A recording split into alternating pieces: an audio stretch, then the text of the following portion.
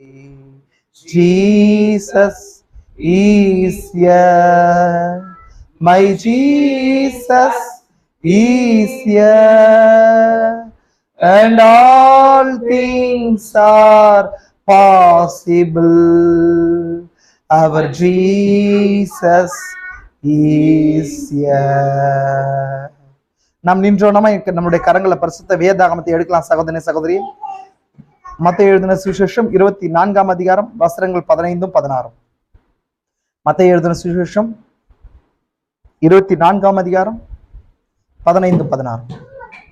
மேலும் பாலாக்குகிற அருவருப்பை குறித்து தானியேல் தீர்க்கதரிசி சொல்லி இருக்கிறானே, வாசிக்கிறவன் சிந்திக்க கடவன். நீங்கள் அதை பரிசுத்த ஸ்தலத்தில் நிற்க காணும் போது யூதேயாவில் இருக்கிறவர்கள் மலைகளுக்கு ஓடி போக கடவர்கள். அமேன். வாசிக்கப்பட்ட வேத பாகங்களோடு கூட கர்த்தர் தம்மை ஆசீர்வாதத்தை கூட்டுவாராக. நாம் ஜெபம் செய்யும்படி தலையில தாழ்த்துவோம். கிருபை நிறைந்த எங்கள் பரலோக பிதாவே, இந்த ஆசீர்வதிக்கப்பட்ட நல்ல நாளுக்காக நன்றி. எங்கள் வாழ்வில் ஒரு நாளை கூட்டி தந்து காண செய்தீர். அப்பா, அந்த சாயங்கால நேரத்துல கூட மீண்டும் ஒரு சியாய் கத்தாவே சாயங்காலின் வெளிச்சத்திற்காக நாங்கள் கூடி வந்திருக்கிறோம். அப்பா, இந்த நாளில கத்தாவே நீர் எங்களோடு கூட பேசுங்க. எங்களை நாங்கள் தரம் தாழ்த்தி ஒப்பு கொடுக்கிற ராஜா. நீர் தாமே எளிமையிலே மறைந்து அவிதமே வெளிப்படுத்துகிற தேவன். இந்த நாளில கூட மனவாட்டியின் மூலமாய் நீர் பேசி ராஜா உடைய ரகசியங்களை எங்களுக்கு வெளிப்படுத்தி கொடுங்க. ஸ்தானங்களை நீர் தாமே எடுத்துக்கொள்ளுங்க ராஜா. நீர் தோற்றத்தை மாத்திரம் மாற்றிக்கொண்டு அதே தேவனாய் இன்றும் நீர் பேசுங்க.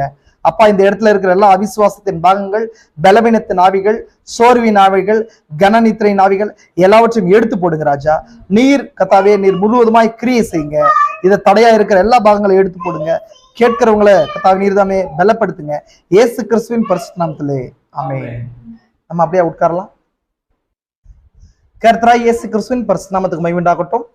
கர்த்தர் தாமே கடந்து வந்து யாவரையும் ஆசீர்வதிப்பாராக. மீண்டும் வரிசையாக அந்த நாளில கூட உங்களோடு கூட வார்த்தையை பகிர்ந்து கொள்கிறதுல மிகுந்த மனமகிழ்ச்சி அடைகிறேன். நம்ம அந்த நாள்ல கூட அந்த பாழாக்கும் அருவருப்பை குறித்து நம்ம மீதமா இருக்கிற அந்த பாகத்தை கூட பார்க்கலாம் சகோதரி சகோதரியே. நம்ம ஆல்ரெடி நம்ம சண்டே அந்த மெசேஜ் பார்த்துருக்குறோம், கொடுத்துருக்குறோம். உங்களுக்கு ஒரு ஃபண்டமெண்டல் பேசிஸை மட்டும் நான் சண்டே போட்ட வசனமும் வசனத்துக்கு பின்னாடி இருக்கிற அந்த அர்த்தங்களை மட்டும் நம்ம பார்த்தோம். அதுக்கு ஆவிக்குரிய சத்தியங்களை இந்த நாள்ல கூட ஒரு அவுட்லைனா நான் உங்களோட கூட கொடுக்கலான்னு சொல்லி நினைக்கிறேன். ஆமென். ஏன்னா நம்ம ஆல்ரெடி தானியேல் 70 வாரத்துல இந்த பாழாக்கும் அருவருப்பை குறித்து நம்ம பார்த்துருக்குறோம், ஒரு லைன் பார்த்துருக்குறோம் நம்ம. ஏன்னா நம்ம இந்த செய்திகள்லாம் எப்படி அமைக்கப்பட்டிருக்குன்னு சொன்னா, மீட்பின் திட்டத்துல இது எல்லாமே ஒரு ரோல் பிளே பண்ணுது. ஆமென். பாலாக்கும் அருவருப்பு அப்படின்றது மற்ற எல்லா விஷயங்களும் ஒரு ஒரு காரியத்தை என்ன பண்ணுங்க, அது உள்ளடக்குது. இந்த விஷயங்கள்லாம் நீங்க என்ன பண்ணணும்னு சொன்னா, ஒரு பெரிய ஃப்ரேம் ஒர்க்ல இதெல்லாம் எடுத்து நம்ம என்ன பண்ணுங்க, இது எல்லாத்தையும் ஒன்றிணைக்கும் போது நம்ம கரெக்டான பிக்சர் என்ன பண்ண முடியும், கரெக்டா பார்க்க முடியும். ஆமென். இல்லைன்னா கரெக்டான பிக்சர் என்ன பண்ண முடியாது, பார்க்க முடியாது. அந்த டைம்லைன் ஈவெண்ட் என்ன பண்ண முடியாது, பார்க்க முடியாது. என்ன நடக்குது அப்படின்னு சொல்லி நான் ஆல்ரெடி சொல்லியிருக்கிறேன் இல்லைங்களா. இன்னைக்கு நடக்கிற விஷயங்கள் 2 பேசஸா இருக்குதுன்னு சொல்லிட்டு, ஒன்னு modern events made clear by prophecy இல்லைங்களா, அப்படின்னா தற்கால நிகழ்ச்சிகள் தீர்க்க தரிசனத்தால் தெளிவாக்கப்படுகின்றன. இன்னொன்று இந்த வேத வாக்கியம் இன்றைய தினம் நிறைவேறிற்று. ஆமென். This scripture this day will fill.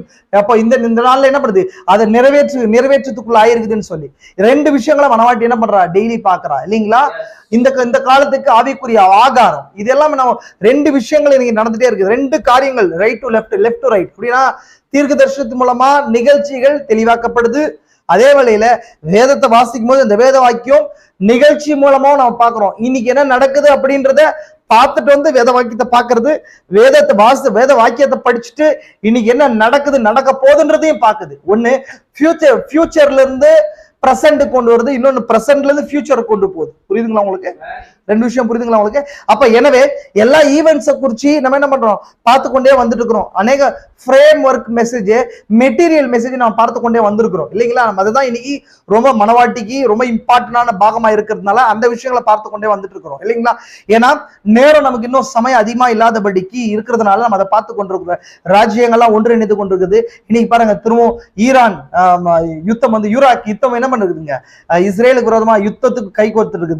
இனி நியூஸ் நீங்க 2 நாள் நியூஸ் பார்த்துட்டு தெரிஞ்சிருக்கும். அமெரிக்கா வந்து யுத்தத்துக்குள்ள வந்தா நாங்க என்ன பண்றோம், ருஷ்யா நாங்கள் யுத்தத்துக்குள்ள வருவோம், அதை 3rd வேர்ல்டு வாரா கன்வெர்ட் ஆகும்னு சொல்லிட்டு. அது இன்னைக்கு இஸ்ரேல் என்ன பண்ணல, யுத்தத்துக்கு போகல, ஈராக் தான் என்ன பண்ணிது யுத்தத்துக்கு உள்ள வந்திருக்குது இல்லைங்களா? நம்ம இதெல்லாம் பார்த்தோம். இதெல்லாம் எதை வழிநடத்து, எதை நோக்கி வழி நடத்துதுன்னு சொன்னா, தீர்க்கதரிசி சொல்றாரு, அர்மேகதோன் வாரு இஸ்ரேலை சுத்தி தான் நடக்குது அப்படின்னு சொல்லி தீர்க்கதரிசி தெளிவா சொல்றாரு. நம்ம அதை விசுவாசிக்கிறோம். ஆமென்.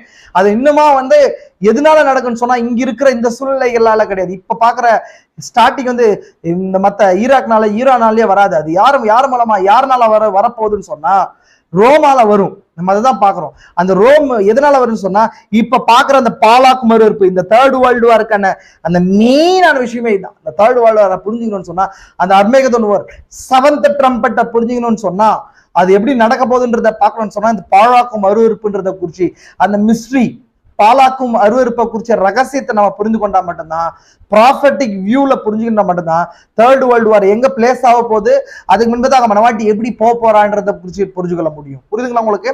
புரிஞ்சுக்கொள்ள முடியுதுங்களா உங்களுக்கு? ஏன்னா நம்ம சண்டே பார்க்கும்போது ஒரு ஃபவுண்டேஷனை, ஒரு சின்ன ஒரு ஃப்ரேம் ஒர்க்கை உங்களுக்கு நான் சொன்னேன். எப்படி டைம் லைன் ஈவென்ட் எப்படி இருந்துச்சுன்னு சொல்லிட்டு நம்ம பார்த்தோம் இல்லைங்களா? எக்காலங்கள்ன்றது எதுக்கு அடையாளமா இருக்குது? அது யூதர்களுக்கு வர்றதா இருக்குது. யூதர்கள் எக்காலம் எப்பொழுதுமே யூதனை தேசத்துக்கு கூப்பிடுதா இல்லைங்களா? 7ஆம் மாசம் 1ஆம் தேதி என்ன பண்ணுது? யூதனை சோசன் பிளேஸுக்கு பாவ நிவர்த்திக்காக அவனை கூப்பிடுறதா இருக்குது இல்லைங்களா? அப்ப அதே போல 7 எக்காலங்கள் யூதர்கள் என்ன பண்ணுதுங்க? 1/3 ஆஃப் ஜூஸ் என்ன பண்ணுது? தேசத்துக்கு கூப்பிடுதா இல்லைங்களா? 1/3 வரும்போது யூதர்களுக்கு அடையாளமா இருக்குது. 1/4 பிரைடுக்கு அடையாளமா இருக்குது. நம்ம பார்த்திருக்கிறோம். அப்போ எக்காலங்கள் யூதர்களுக்கும், முத்திரைகள் யாருக்குங்க? அது மனவாட்டிக்கும். அதே போல கலசங்கள் உலகத்துக்கு இல்லைங்களா? அங்க தவித்து கொண்டிருக்கிற எல்லா சிருஷ்டிகளுக்கானதா இருக்குது. நம்ம பார்த்துக்கிறோம் அந்த காரியம் எல்லாம். அப்ப அப்படி இருக்கும்போது ஃபர்ஸ்ட் 4 எக்காலங்கள் இயற்கையை தாக்குது பாக்குறோம் இல்லைங்களா? First 4 trumpets striking to the nature. அந்த பூமி இயற்கையை தாக்குது. இயற்கையில நடக்கிற அந்த மாற்றங்களையும், இயற்கையில நடக்கிற மற்ற எல்லா விஷயங்களும் தாக்குது. நீர்நிலைகளா இருக்கட்டும், மலைகளா இருக்கட்டும், ஆறு ஏரிகள்ல இருக்கட்டும், அந்த மற்ற அந்த என்ன சொல்றது சொன்னா மிஷனரிஸ்ல நடக்கிற முன்னேற்றங்களா இருக்கட்டும், மெக்கானிக்கல்ல நடக்கிற முன்னேற்றங்களா இருக்கட்டும், இது மூலமா பூமியில நடக்கிற atmosphere change, pollution, noise pollution, air pollution, இது எல்லாமே என்ன இருக்குது? ட்ரம்பெட்டா இருக்குது. பெரிய அளவுல நடக்கிறது வைல்ட்ஸ்ல நடக்க போகுது. ட்ரம்பெட் 2000 வருஷமா ட்ரம்பெட்ல ஏதோ ஒரு இடத்துல சூழ்நிலையில நடக்கிற அந்த காரியங்களா நான் இருக்குது. அப்புறம் கடைசியா நடக்கிற மூன்று ட்ரம்பெட்ஸ் வார்ஸை குறிக்குது. அது ஃபர்ஸ்ட் ஓ, செகண்ட் ஓ, தேர்ட் ஓ. முதல் ஐயோ, 2ஆம் ஐயோ, 3ஆம் ஐயோன்றதை குறிச்சு பாக்குறோம். இந்த 3 ஐயோக்கள், இந்த 2 ஐயோக்கள் என்ன பண்ணுச்சு? யூதனை தேசத்துக்குள்ள கொண்டு வந்துச்சு நம்ம பார்க்கிறோம் இல்லைங்களா? நம்ம பார்த்தோம்ல அந்த டைம்ல என்ன, நான் உங்களுக்கு ஆல்ரெடி லாஸ்ட் வீக் நான் என்ன பண்ணாங்க, அந்த போட்டு பிளான் பண்ணி நான் காட்டினேன். திரும்ப அந்த பாகத்துல இருந்து தொடங்கலாம் நினைக்கிறேன்.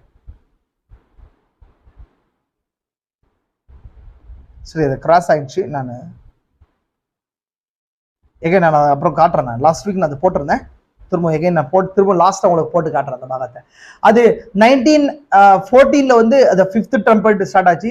1939 6th ட்ரம்பெட் ஸ்டார்ட் ஆச்சு. எகைன் மனவாட்டி எடுத்துக்கொள்ளப்பட்ட பின்பதாக அவங்க யூதர்களோட அந்த மிருகம் உடன்படிக்கை செய்து கொண்ட பின்னாடி, அந்த மிருகம் உடன்படிக்கை செய்து கொள்ள போது, உடன்படிக்கை செய்து கொண்ட பின்னாடி ஒரு குறிப்பிட்ட காலம் போகும்போது அந்த வாரத்தின் பாதி வாரத்தின் மத்தியில உடன்படிக்கையானது முறிக்கப்படும். உடன்படிக்கை முறிக்கப்படுறதும் பாலாக்கும் அருவருப்பும் ஒண்ணுதான். நம்ம அதான் பார்த்திருக்கிறோம். இது வரைக்கும் லாஸ்டா நான் பார்த்து வச்சேன். எகே ஒரு சின்ன ரீகால் உங்களுக்கு நான் பண்ணணும்னு நினைக்கிறேன். பாருங்க, நல்லா கவனிங்க. இந்த பாலாக்கும் அருவருப்புன்றது எங்க ஸ்டார்ட் ஆகுது, எதுக்காக வருது அப்படின்னு சொல்லி பார்த்தா, இதோடைய ஸ்டார்டிங் லைன் எங்கன்னு சொன்னா, முதலாம் வருகையில இயேசு கிறிஸ்து என்ன பண்றாருன்னா எருசலேமுடைய அழிவை குறிச்சு பேசுறாரு. நல்லா கவனிங்க. அவர் என்ன பண்றாரு? 7 முத்திரைகளை திறக்கிறார். ஏன்னா எல்லாமே முத்திரைகளுக்குள்ளதான் இருக்குது. எல்லா மிஸ்ட்ரியும் என்ன இருக்குது? முத்திரைகளுக்குள்ளதான் இருக்குது. அந்த முத்திரைகள்ன்றது என்ன? தேவனுடைய சிந்தனைக்கு பின்புதான் இருக்கிற மீட்பின் திட்டமா இருக்குது. மீட்பின் திட்டம்ன்ற மெசேஜ் நீங்க கேட்டிருந்தா உங்களுக்கு தெரிஞ்சிருக்கும். மீட்பின் திட்டம் 7-fold இருக்குது. அது என்னங்க? எல்லா ரகசியங்கள் உள்ளடக்கிதான் இருக்குது. அப்ப இயேசு கிறிஸ்துவிட்ட கேட்ட 3-fold கொஸ்டின், 3-fold மிஸ்ட்ரிக்கு இயேசு கிறிஸ்து பண்ண பதிலா தான் இந்த 7 seals இருந்துச்சுன்னு சொல்லி பார்த்தோமா இல்லைங்களா? என்னென்ன கொஸ்டின் கேட்டாங்க? இவைகள்லாம் எப்போது சம்பவிக்கும் சொல்லி அவர் என்ன சொன்னார் சொன்னா, மார்னிங் ஒரு விஷயத்தை பேசுறாரு. இந்த தேவாலயம் ஒரு கல் கல்லின் மேல் ஒரு கல் இராதபடிக்கு இடிக்கப்பட்டு போன்னு சொல்லி. எகைன் 2வது பாகம் இது ஒலிவமலைக்கு வராரு. ஒலிவமலைக்கு இயேசு கிறிஸ்து என்ன பண்றாரு? பேசுறாரு. எங்க? சாயங்காலமான போது, ஈவினிங் மெசேஜா இருக்குது இல்லைங்களா? நம்ம கூட எங்க இருக்கிறோம்? ஈவினிங் மெசேஜ்ல 7 seals பெற்றுக்கொண்டிருக்கிறோம் இல்லைங்களா? ஈவினிங்ல ஒலிமலையில உட்கார்ந்திருக்கிறோம். ஒலிமலைன்றது என்ன? அவர் எங்க எடுத்துக்கொள்ளப்பட்டாரோ அந்த இடத்துல ஆமென். எங்க எடுத்துக்கொள்ளப்பட்டாரோ அந்த இடத்துல திரும்ப என்ன பண்றாரு, அவர் வந்து உட்காராரு, சீஷர்களோட கூட வர்றாரு. யாருங்க? ஒரு குறிப்பிட்ட கூட்டம். இந்த 7 முத்திரைகளை இந்த மெசேஜ் யார் கேட்டாங்களோ அவங்க ரோம டைட்டஸ்ல மாட்டவே இல்லை. கவனிங்க நல்லா, அந்த மெசேஜ் கவனிங்க. இப்போ அவங்க பாருங்க, அவங்க என்ன பண்றாங்க சொன்னா, இந்த இவைகளாம் எப்போது சம்பவிக்கும் என்ன கேக்குறாங்க? வைல்ஸ் எருசலேமுக்கு மேல நடக்கிற தேவனுடைய கோபாக்கினையை குறிச்சு கேக்குறாங்க. நம்முடைய வருகைக்கும் உலகத்தின் முடிவுக்கும் என்ன அடையாளம்னு சொல்லி கேட்கும்போது அப்பதான் இயேசு கிறிஸ்து அந்த 3 கொஸ்டினுக்கு ஆன்சர் பண்ணாம 7 சீல் மிஸ்ட்ரியை ஓபன் பண்றாரா? அது எப்படி 24வது அதிகாரத்துல அமைந்திருக்குன்னு சொல்லி நான் என்ன பண்ணோம் பார்த்தோம். நீங்க அந்த மெசேஜை கேட்டு அப்படியே போயிருந்தீங்களா என்னங்க, நீங்க நார்மல் ஒரு பிலீவர். அந்த நீங்க மெசேஜை கேட்டு அந்த வசனத்தை எடுத்து நீங்க கோத்து பார்த்திருந்தீங்களா, நான் மெசேஜுடைய அந்த காலமை நான் கொடுத்துருந்தேன். எங்க சீல் பேசப்படுது, ஃபர்ஸ்ட் சீல் எங்க, செகண்ட் சீல் எங்க, தேர்ட் சீல் எங்கன்னு சொல்லி அந்த காலமை நம்ம பார்த்தோம். பாத்தீங்களா? பாருங்க, அகைன் நான் காட்டுறேன் அது எங்க பிளேஸ் ஆயிருக்குன்னு சொல்லிட்டு. பாருங்க, ஃபர்ஸ்ட் சீல் 4-5 நீங்க வசனங்களை பார்த்து உங்களுக்கு பாத்தீங்களான்னு தெரியும். 4-5 ஃபர்ஸ்ட் சீல் பேசப்படுது. 2வது சீல் வந்து 6வது வசனத்திலையும், 3வது சீல் 4வது சீல் 7வது 8வது வசனத்திலையும், 5வது சீல் 9வது வசனத்துல 13வது வசனம் வரைக்கும் பேசப்படுது. இப்போ இங்க ஒரு கேப் வருது. இந்த கேப்பை தான் நான் ஆல்ரெடி சொன்னேன். அது வந்து அடைப்புக்குறிக்குள் இருக்கிற வசனம், பாரந்தட்டிக்கல் வெர்ஸ்ன்னு சொல்லுவாங்க. அப்படின்னு சொன்னா அது ஒரு பிராக்கெட் வெர்சஸ்ன்னு சொல்லுவாங்க. இந்த பிராக்கெட் வெர்சஸ்ன்றது என்ன இருக்குன்னு சொன்னா அது என்னங்க, அந்த வசனத்துக்கு தேவையில்லாம கூட அது என்னங்க, அது சம்பந்தப்படாது. ஆனா அந்த பிராக்கெட் என்ன பண்ணுன்னு சொன்னா அங்க சொல்லப்படுற அந்த காரியத்துக்கு எக்ஸ்ட்ரா ஒரு மீனியை கொடுக்குதுன்னு சொல்லி பார்த்தோம் இல்லைங்களா? பார்த்தோமா இல்லைங்களா? இந்த மாதிரி பிராக்கெட் வெர்சஸ் பைபிள்ல நிறைய இடத்துல பிராக்கெட் வெர்சஸ் இருக்குதா இல்லையா? பிராக்கெட் வெர்சஸ் பைபிள்ல நிறைய இடத்துல இருக்குது. நம்ம பைபிள்ல நிறைய இடத்துல நம்ம பாக்குறோம் பிராக்கெட் வெர்சஸ் பைபிள்ல நிறைய இடத்துல பார்க்கிறோம். அப்போ உன் வித்துக்கும் அவள் வித்துக்கு அப்படின்னு சொல்லி நம்ம பார்க்கும்போது உன் வித்து அப்படின்றது பிராக்கெட் வெர்ஸ். ஏன்னா அது யார படிக்கிறது? உன் வித்துனா சர்ப்பத்தின் வித்து இருக்குதுன்றது ஒரு பெரிய பிராக்கெட் இருக்குது. அதுக்குள்ள ஒரு மீனிங்ஃபுல் வேர்ட் இருக்குது, ஒரு மீனிங்ஃபுல் சத்தியம் இருக்குது. இப்போ இது வரைக்கும் டினாமினேஷன் அந்த வசனத்தை எடுத்து படிக்கிறாங்க. யாராவது உன் வித்துன்ற பாகத்தை யோசிச்சு கூட பார்க்க மாட்டாங்க. பாக்குறாங்களா? புரியுதுங்களா உங்களுக்கு? உன் வித்து அப்படின்னு சொல்லி படிக்கிறாங்க, அவள் வித்துன்னு படிக்கிறாங்க. உன் வித்து அவள் வித்துன்றது பிசிக்கலான ஜீசஸ் கிரைஸ்ட குறிக்குது. உன் வித்துன்னும் போது அங்க சொல்லப்பட்ட சர்ப்பத்துக்கு ஒரு வித்து இருக்குது, அந்த சர்ப்பத்துக்கு ஒரு சந்ததி இருக்குதுன்றது ஒரு பெரிய பிராக்கெட்டை உள்ள எடுக்குது. அந்த மாதிரி பைபிள்ல நிறைய என்ன இருக்குதுங்க, பிராக்கெட் வெர்ஸ், பாரந்தட்டிக்கல் வெர்ஸ் இருக்குது. அப்போ அதுதான் என்னங்க, அந்த வரிகளுக்கு இடையில படிப்பதுன்ற அர்த்தம் இருக்குது. புரியுதுங்களா உங்களுக்கு? இப்போ அங்க 14 to 18 இருக்கிற வசனங்கள் என்னவா இருக்குன்னு சொன்னா பிராக்கெட் 14 to 28வது வசனம் வரைக்கும் பிராக்கெட் வெர்சஸா இருக்குது. அதெல்லாம் இயேசு கிறிஸ்து என்ன பேசுறாரு, இந்த காலத்துல இருக்கிறத குறித்து பேசுறாரு. அதெல்லாம் எங்க பேசுறாரு அப்படின்னு சொன்னா இங்க நான் அது கீழே இங்க நோட் பண்ணி போட்டிருக்க பாருங்க. இங்க எங்க பேசுறாரு, அங்க கடைசி காலத்தில் ஆவின் அபிஷேகம் பெற்றவர்கள் இந்த செய்திகள்லாம் தீர்க்கதரிசி என்ன பண்றாரு, அந்த பகுதிகள் எல்லாம் பேசுறாரு. கழுக பத்தி அங்கதான் வரும், அந்த வசனத்துல படுவோம். பிணம் எங்கேயோ, அடிக்கப்பட்ட சரீரம் எங்கேயோ எங்கேயோ கழுகுகள் கூடும் சொல்றாரா? கள்ள கிறிஸ்துவல் கூடுமான தெரிந்து கொள்ளப்பட்ட வஞ்சிப்பாங்கன்னு சொல்றாரா? பாலாக்கும் குறிச்சு பேசுறாரு. அந்த வசனங்கள் தான் குறிக்குது. நீங்க அந்த வசனத்தை எடுத்து நீங்க ஒரு டைம் படிச்சு பாருங்க. அந்த மத்தேயு 24 உங்களுக்கு நான் காட்டுறேன் பாருங்க. அந்த 14 to 28 பேசின வசனங்கள் எதை புரியுதுன்னு உங்களுக்கு புரியும். என்னென்ன காரியங்கள் பாருங்க. 14 வசனம், ராஜ்யத்தினுடைய இந்த சுவிசேஷம் பூலோகம் சகல ஜாதியாருக்கும் சாட்சியாக அறிவிக்கப்படும், அப்பொழுது முடிவு வரும். எந்த சுவிசேஷம்? மெசேஜ் ஆஃப் தி அவர். அது பாருங்க, அங்க குறிக்குது பாருங்க. 2வது பாலாக்கும் மறுவெறுப்பு. அது உங்களுக்கு புரியுது. நம்ம பேசிருக்கிற பாலாக்கும் மறுவெறுப்பு யூதே இங்க அது கீழே தான் பேசியாச்சு. அப்புறம் அது கீழே எது வரைக்கும் வருது பாருங்க. அந்த பாலாக்கும் மறுவெறுப்பை குறிச்சு 22வது வசனம் வரைக்கும் வருது. மேல ஒண்ணு ராஜ்யத்தின் சுவிசேஷத்தை பத்தி பேசுது. நல்லா கவனிங்க. நான் சொல்றது 14வது வசனத்தை பத்தி பேசுறேன். 14வது வசனம் நான் இங்க பைபிள்ல உங்களுக்கு அந்த பாகத்தை காட்டுறேன் பாருங்க.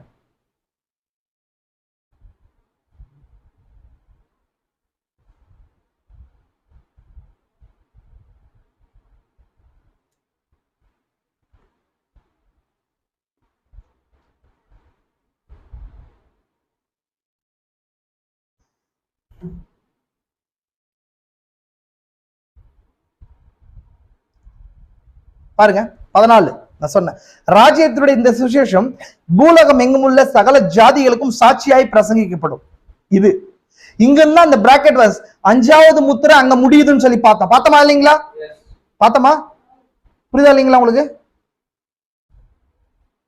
5வது முத்திரை 9 to 13 இல்லைங்களா? 6வது முத்திரை 29 இருந்து 30 வரைக்கும். 29-30 வசனங்களும் 6வது முத்திரை ட்ரிபுலேஷன் பீரியட குறிச்சு, உபத்திரவ காலத்தை குறிச்சு பேசுது இல்லைங்களா. 31வது வசனம் 2 சாட்சிகளை குறிச்சு பேசுது. நான் தான் ஆல்ரெடி சொன்னேன்.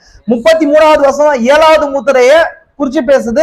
அது பேரபிளா பேசுதுன்னு சொல்லி பார்த்தோம். அதான் fig tree 10 virgins, Noah days of நோவாவின் காலத்தை போல நாட்கள். அதே போல வீட்டு எஜமான குறிச்சி, இதை குறிச்சு எல்லாம் என்னங்க 7வது முத்திரை என்ன கர்த்தருடைய வருகையை குறிச்சு காரியங்கள் அதுல இருக்குதுன்னு சொல்லி நம்ம பார்த்தோம்.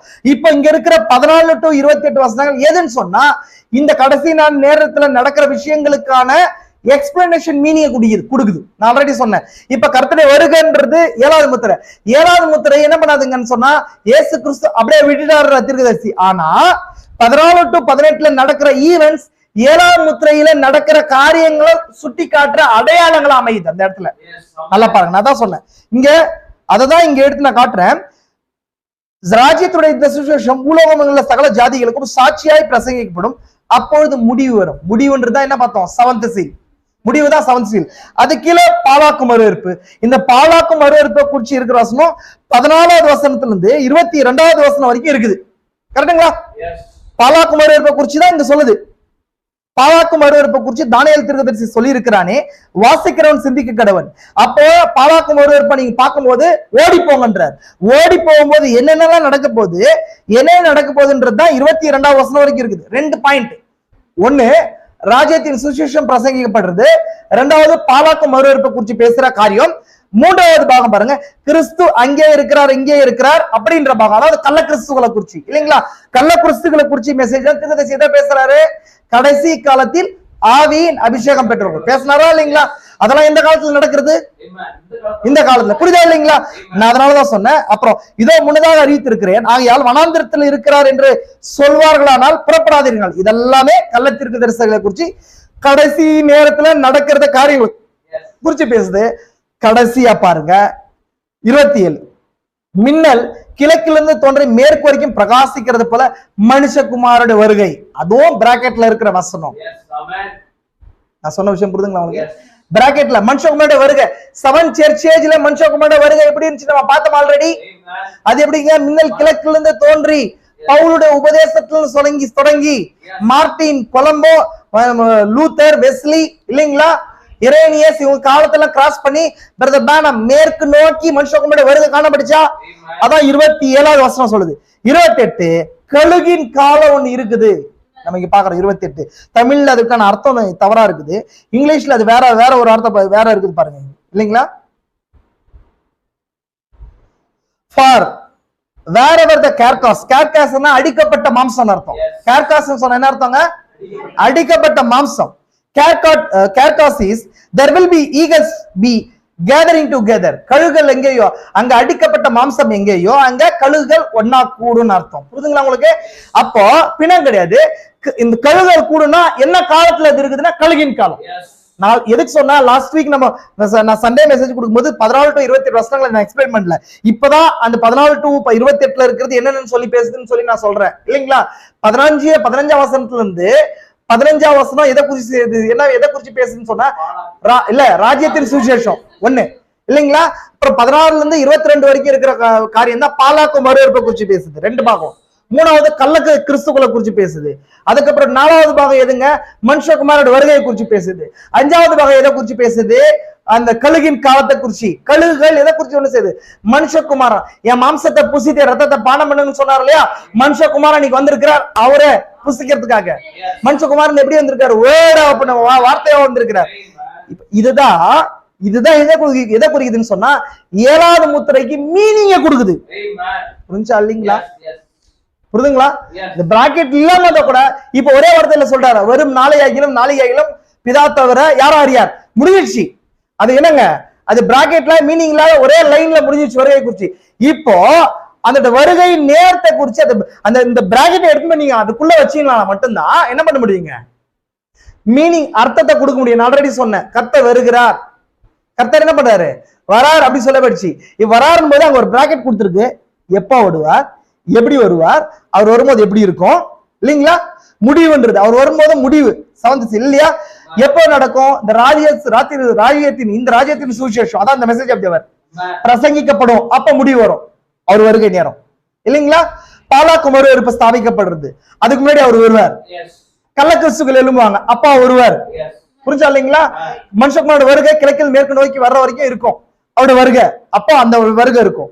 அதே போல அடிக்கப்பட்ட கேட்காஸ் எங்க இருக்குதோ அங்க எது கூடும்? ஒண்ணு கூடும், கழுகுகள் ஒண்ணு கூடும், கழுகுகள் வருவாங்க. இது எல்லாமே அந்த பிராக்கெட் வர்ற வசனங்கள். புரிஞ்சா இல்லைங்களா? இப்ப இது கீழே நான் ஆல்ரெடி நான் சொல்லிட்டேங்க, அது கீழே 7வது முத்திரை வந்துச்சு. இப்ப இந்த இடத்துல இருக்கிற ஒரு பாகம் தான் பாழாக்கு மறுவெறுப்பு. இந்த பாழாக்கு மறுவெறுப்பு தான் 7th ட்ரம்பெட்டுக்கு, அதாவது 3rd வேர்ல்டு வாருக்கான ஒரு லீட கொடுக்கும். நம்ம பாழாக்கு மறுவெறுப்பு குறிச்சு எங்க பார்த்தோம்? தானியேலின் 70 வாரத்துல பார்த்தோமா இல்லைங்களா? நான் ஆல்ரெடி தானியேலின் 70 வாரத்தை குறிச்சு நம்ம ஃபுல்லா வந்து என்ன பண்ணாங்க பார்த்தோம், ஒரு சீரியஸ் மெசேஜஸ் பார்த்தோம். அதுல பாலாக்கு மறுவெறுப்ப ஒரு சின்ன லீடா மட்டும் தான் பேசிட்டு போயிருப்போம். ஆனா அதுக்கான எக்ஸ்பிளனேஷன் தான் இந்த மெசேஜ் அமைய போகுது. புரியுதுங்களா உங்களுக்கு? நம்ம ஆல்ரெடி அதான் பார்த்தோம். தானியேல்ல பாருங்க, நம்ம இங்க இப்படிதான் பார்த்தோம். 9வது அதிகாரம் 27. அவர் ஒரு வாரம் அளவும் அநேகருக்கு உடன்படிக்கை உறுதிப்படுத்தி, நான் அதுக்கு முன்னாடி இருக்கிற வசனங்களை கூட சேர்த்து வாசிக்கிறேன் பாருங்க. தானியேல்ல இப்படி ஸ்டார்ட் ஆகுது. எருசலேமை எடுப்பித்து கட்டுகிறதுக்கான கட்டளை வெளிப்படுவது முதல் பிரபுவாகிய மெசியா வரும் மட்டும் 7 வாரமும் 62 வாரமும் செல்லும். பின்பு அவைகளில் வீதிகளும் அலங்கங்களும் கட்டப்படும். இடுக்கமான காலங்களில் இப்படி ஆகும். அந்த 62 வாரங்களுக்கு பின்பு மெசியா சங்கரிக்கப்படுவார். ஆனால் தமக்காக அல்ல, நகரத்தையும் பரிசுத்த ஸ்தலத்தையும் வரப்போகிற பிரபுவின் ஜனங்கள் அழித்து போடுவார்கள். அதன் முடிவு ஜலப்பிரவாகம் போல் இருக்கும். முடிவு பரிந்தும் யுத்தமும் நாசமும் உண்டாக நியமிக்கப்பட்டது. 70 வாரத்துக்கான லீட். 70 வாரம் ஏன் கொடுக்கப்பட்டுச்சுன்றத குறிச்சு நம்ம பார்த்துட்டோம். 70 வாரம் ஏன் கொடுக்கப்பட்டுச்சு? யாருக்காக கொடுக்கப்பட்டுச்சு? யூதர்களுக்காக. தயவு செஞ்சு நீங்க பேசணும். இந்த மெசேஜ் நான் ஆல்ரெடி நான் கொடுத்ததுக்கான லீடு உங்களுக்கு புரிஞ்சா மட்டும் தான் நான் இப்ப எடுக்க முடியும். 70 வாரம் யாருக்காக கொடுக்கப்பட்டுச்சு? ஏன் கொடுக்கப்பட்டுச்சு? ஆராதமான நோக்கம். யூதர்களுக்குள்ள தேவனை வச்சு ஆராதமான நோக்கம் இல்லைங்களா? மீறுதலை தவிர்த்தல், பாவங்களை தொலைத்தல், அக்கிரமத்தை நிவர்த்தி பண்ணுதல் இல்லைங்களா? தர்ஷனத்தை தீர்க்க தரிசனத்தையும் முத்தரித்தல், நித்திய நீதியை வருவித்தல், மகா பரிசுத்தமுள்ள ஒரு அபிஷேகம் பண்ணுதல். 6 நோக்கம். இந்த 6 நோக்கத்துலதான் யூதனுடைய ரட்சிப்பு இருக்க போகுது. தானியேல் கேட்ட தன்னுடைய ஜனங்களுக்கான மீட்பு இருக்க போகுது. இல்ல தேவாலயம் மீட்கப்பட போகுது, ஜனங்கள் மீட்கொள்ளப்பட போறாங்க. அதுக்கான டைம் லைன் தானியேல் எங்க கேட்டாரு? புரஜாதி யுகத்தின் தொடக்கத்துல கேட்டார் இல்லைங்களா? ஆனா தானியேலுக்கு என்ன சொல்லப்படுச்சு? தானியேல் உன் ஜனத்துக்கு இன்னும் 70 வருஷம் மட்டும் இல்ல, இன்னும் 70 வாரங்கள் இருக்குது. அந்த வாரங்களுக்கான அர்த்தம் எது? 490 வருஷங்களா இருக்குது. இந்த 490 வருஷத்தின் மத்தியில தான் என்ன இருக்குது? உன் ஜனத்துக்கான ரட்சிப்பு 6 நோக்கம் அதெல்லாம் நிறைவேறுதுன்னு சொல்லப்படுது. அப்ப இந்த 70 வாரத்துல வந்து 62 வாரங்களுக்கு பின்புதான் என்ன வர யார் வருது? மெசியா வராருன்னு சொல்லப்படுச்சு இல்லைங்களா? அது 69 வாரங்களுக்கு பின்பு மெசியா வராருன்னு சொல்லப்படுச்சு. மெசியா வந்தாரா? சொன்ன மாதிரி அவர் வந்து first half of the week என்ன பண்ணாரு? அவர் மினிஸ்ட்ரியை நிறைவேற்றினாரா? நான் ஆல்ரெடி சொன்னேன். 27வது வசனம் அதிகாரம் வந்து காம்பவுண்ட் மீனிங் வெர்ஸ்னு சொல்றேன்.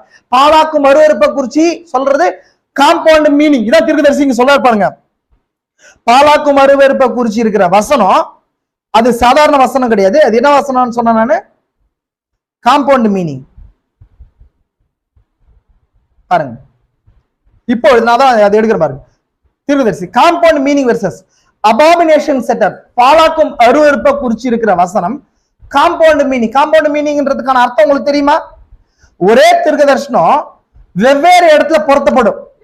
ஒரே இடத்துல பார்த்து நம்ம எடுத்துட்டு போயிட்டோம்னா அது என்ன பண்ணாது? அந்த நம்ம என்ன பண்ணுவோம்? பிக்சரை மிஸ் பண்ணிடுவோம், மீட்பின் திட்டத்துல மிஸ் பண்ணிடுவோம். அது வெவ்வேறு இடத்துல பொருத்தப்படும். அதனால இன்னைக்கு நிறைய பேர் அப்படி தப்பா 7ஆம் முத்திரையா இருக்கட்டும், இல்ல அவர் கர்த்தருடைய வருகையா இருக்கட்டும், தவறா புரிந்து கொள்றதுக்கு, இல்ல மில்லேனியம் உபதேசக்காரர்களா இருக்கட்டும், தீர்க்கதரிசி செய்தி எல்லாத்தையும் தவறா புரிஞ்சு கொள்றதுக்கான காரணம் தான் தீர்க்கதரிசனமானது எப்பொழுதுமே ஒரே மீனிங் ஒரே தோற்றத்தோட இருக்காது. அது காம்பவுண்ட் மீனிங் அதுல இருக்குது அப்படின்னு சொல்லி இல்லைங்களா? நம்ம பார்த்திருக்கோம். தீர்க்கதரிசனமானது சுய தோற்றமுள்ள, வேதத்துல எந்த தீர்க்க தரிசனமும் எதிர்க்காது. சுய தோற்றமுள்ள பொருளாய் உடையாத முந்தி அறிய வேண்டியது இல்லைங்களா? பேதுரு பாக்குறோமா? 1:20 பார்த்திருக்கிறோம். நம்ம அதுலதான் சொல்லப்படுது. வேதத்துல இருக்கிற எந்த தீர்க்க தரிசனம் என்ன இல்ல? சுய செல்ஃப் இன்டர்பிரேஷன் இல்ல. நம்ம ஒரே பக்கத்துல எடுத்து பொருத்த முடியாது. அது வெவ்வேறு இடங்களுக்கு சூழ்நிலைக்கு ஏற்ற மாதிரி போகும். ஏன்னா இட்டர்னல் வேர்ட்ஸ் அது. புரிஞ்சுங்களா உங்களுக்கு? இப்ப பாருங்க, அப்படி இருக்கும்போது இது தீர்க்கதரிசி வசனத்தை என்ன சொல்றாரு பாருங்க. இப்போது நான் விரைவாக எடுத்துக்கொள்ள விரும்புகிறேன். தீர்க்கதரிசி எதை எடுக்கிறாரு? மத்தேயு 24:15. மத்தேயு 24:15 இது பாலாக்கு மறுவெறுப்பு. பாலாக்கு மறுவெறுப்பை குறிச்சு தானியேல் தீர்க்கதரிசி சொல்லி இருக்கிறானே என்ற பாலாக்கு மறுவெறுப்பை குறிச்சு தானியேல் தீர்க்கதரிசி சொல்லி இருக்கிறானே. எதுக்கான ஆன்சரா இயேசு கிறிஸ்து பேசுறாரு? 3 கொஸ்டின்ல எதுக்கான ஆன்சரா பேசுறாரு? முதல் கொஸ்டின் என்ன? இவைகள் எப்போது சம்பவிக்கும்? எவைகள்? இந்த தேவாலயமானது எப்போது இடிக்கப்படும்? யூதர்கள் சிதறடிக்கப்படுதலை குறித்து இயேசு கிறிஸ்து சொன்னார். இந்த தேவாலயம் என்ன பண்ணுங்க, இடி ஒரு கல்லின் மேல் ஒரு கல் இடாதபடிக்கு போவோம். குழந்தைகள் மோதி அடிக்கப்படுவாங்க இல்லைங்களா? கர்ப்பிணி பெண்கள் கீறி போடப்படுவாங்கன்னு சொன்னாரா இல்லையா? சொன்னார். இது எப்போ நடக்கும்னு சொன்னாங்க. இயேசு கிறிஸ்து கூட கேட்டாங்க. இதுதான் உங்க ஏழு முத்திரைகளா இயேசு கிறிஸ்து பேசுறாரு இல்லைங்களா? அப்படின்னு சொன்னா 7 முத்திரைகளுக்குள்ள என்ன இருக்குன்னு சொன்னா இவங்களோட மீட்பு இருக்குது, எருசலேமுடைய அழிவு இருக்குது. இப்போ இது என்ன காண்பிக்கப்படுதுன்னு சொன்னா எருசலேமுக்கு வர்ற கோபாக்கினை காண்பிக்கப்படுது. யூதர்களுக்கு இந்த யார் இந்த மிஸ்டரியை தெரிந்து கொண்டாங்களோ அவங்களுடைய ரட்சிப்பு இருக்குது. கரெக்டுங்களா? அப்போ இந்த மிஸ்டரியை யாருக்கெல்லாம் வெளிப்படுத்தப்படுச்சோ அவங்க எல்லாம் அதெல்லாம் தப்பிக்கிறாங்க. இப்போ இது என்னங்க அடையாளம் ஏன் காண்பிக்கப்படுது? 7 சீல் மிஸ்டரி யாருக்கெல்லாம் வெளிப்படுத்தப்படுதோ அவங்க எல்லாம் இந்த பாலாக்கும் அருவருப்புல இருந்து காப்பாற்றப்பட போறாங்க. ஆமென். மலைகளுக்கு ஓடி போக கூடாதுங்க. எந்த மலைக்கு? நம்ம பிரமிட் மலைக்கு ஓடி போகும். ஆமென். புரிஞ்சா இல்லைங்களா? யாருங்க? ஒரு சோசன் பிளேஸ், சோசன் பீப்புள்ஸ். யாருங்க? எந்த இடத்துலன்னு சொன்னா அங்க சன்செட் மலையில அவரு 7 சீல்ஸ் மிஸ்ட்ரி ஓபன் பண்ணார். சாயங்கால நேரத்துல சன்செட் ஆகும்போது. புரிஞ்சுங்களா இல்லைங்களா? அவரே தான் மனுஷகுமாரனே தான் இல்லைங்களா? எதங்க கோபாக்கினையை கொண்டு வந்தார், பேசினார். ஆமென். இப்ப பாருங்க அங்கதான் அதுதான் அதுக்கான ஆன்சர் தான் வர்றாரு. இந்த 3 கொஸ்டின்ல எதுக்குன்னு ஆன்சர் 15வது வசனம். எந்த கொஸ்டினுக்கான ஆன்சரா 15வது வசனம்னா எருசலேமுடைய அழிவுக்கானது. பாலாக்கும் அருவருப்பை குறிச்சி தானியேல் தீர்க்கதரிசி சொல்லி இருக்கிறானே, வாசிக்கிறவன் சிந்திக்க கடவன் அப்படின்னு சொல்லி. அப்பதான் இயேசு கிறிஸ்து இங்க சொல்றாரு. என்ன சொல்றாரு? பாலாக்கும் அருவருப்பை குறிச்சி தானியேல் தீர்க்கதரிசி சொல்லி இருக்கிறானே, வாசிக்கிறவன் சிந்திக்க கடவன், நீங்கள் அதை பரிசுத்த ஸ்தலத்தில் நிற்க காணும் போது. பாலாக்கும் அருவருப்பு அப்படின்றது பரிசுத்த ஸ்தலத்துல நிற்க காணும் போது யூதேயாவில் இருக்கிறவர்கள் மலைகளுக்கு ஓடி போக கடவர்கள் சொன்னார். நல்ல கவனி. இப்ப பாலாக்கும் அருவருப்பை குறிச்சி தானியேல் தீர்க்கதரிசி சொன்ன அந்த பாகத்தை எடுத்து வந்து இவங்க கேட்ட கேள்விக்கு பதிலா இயேசு கிறிஸ்து சொல்றார். நல்ல கவனி. ஆமென். புரிஞ்சுங்களா உங்களுக்கு? அப்ப பாலாக்கும் அருவருப்புன்றது இயேசு கிறிஸ்து சொன்னது, நம்ம ஃபியூச்சர் ஈவெண்டா தானியேல் தீர்க்கதரிசி சொல்றார். புரிஞ்சா இல்லைங்களா? அதனால நான் சொன்னேன் தானியேல் தீர்க்கதரிசனம் 9வது அதிகாரம் 27வது வசனம் காம்பவுண்ட் மீனிங் வெர்ஸ் எதுன்னு சொன்னேன் நான். புரியுதுங்களா உங்களுக்கு? இங்க இந்த வசனத்தை தீர்க்கதரிசி தான் சொல்றாரு. நான் இங்க வாசிக்கிறேன் பாருங்க, ஆல்ரெடி வாசிக்கிறேன் பாருங்க. இயேசு கிறிஸ்து சொன்னது முதலாவது வருகையில நடக்கிற பாலாக்கும் அருவருப்பை குறிச்சி. முதலாவது வருகையில இருக்கிற பாலாக்கும் எருசலேம்ல நடக்கிற அழிவு தான் அந்த பாலாக்கும் அருவருப்பு இல்லைங்களா? பாருங்க மத்தேயு 24:15 நீங்கள் ஒவ்வொரு விசேஷமாக இன்று இரவில் அடுத்த ஞாயிற்றுக்கிழமையில் அதை சொல்றாரு. தொடர்ந்து கீழே முக்கியமான விஷயத்துக்கு வரேன். பாலாக்கும் அருவருப்பை குறித்து தானியேல் தீர்க்கதரிசி சொல்லி இருக்கிறானே இல்லைங்களா?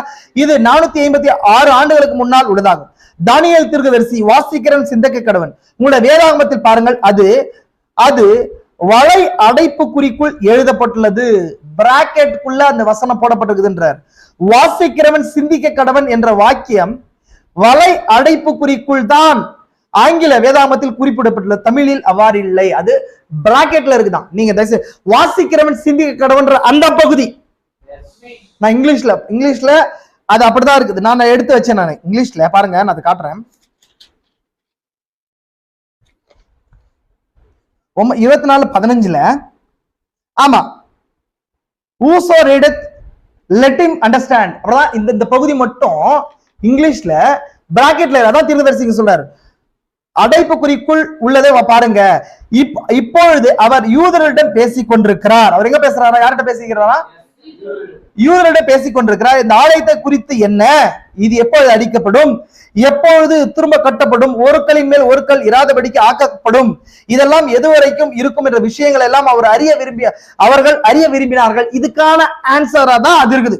அப்படி புரிஞ்சுக்கிறேன் உங்களுக்கு? 25 நான் எந்த கொஸ்டினுக்கான ஆன்சர் இங்க பேசுறாருன்னு புரிஞ்சா உங்களுக்கு?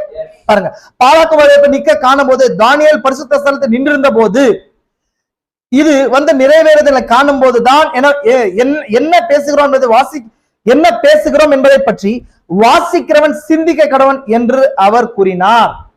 எனவே நாம் தேவனிடம் சந்தேகத்தின் நிழல் ஒன்று கூட இல்லாதபடிக்கு நமக்காக பரிபூர்ணமாக நிறைவானதாக ஆக்கிக் கொள்ளும்படி ஜெபித்துக் கொண்டிருக்கிறோம். தீர்க்கதரிசி அதை சொல்றார்.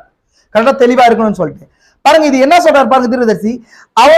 அவனுடைய எல்லாவற்றையும் வெளிப்படுத்தினான். அந்த அருவருப்பானது எகிப்திலிருந்து என்னுடைய குமாரனை வரவழைத்தேன் என்ற தீர்க்கதரிசன கூட்ட அர்த்தம் உள்ளது போல இதுவும் உள்ளது என்றார். இதை தீர்க்கதரிசி ஓசியா 11:1 எடுத்து பொறுத்துறார்.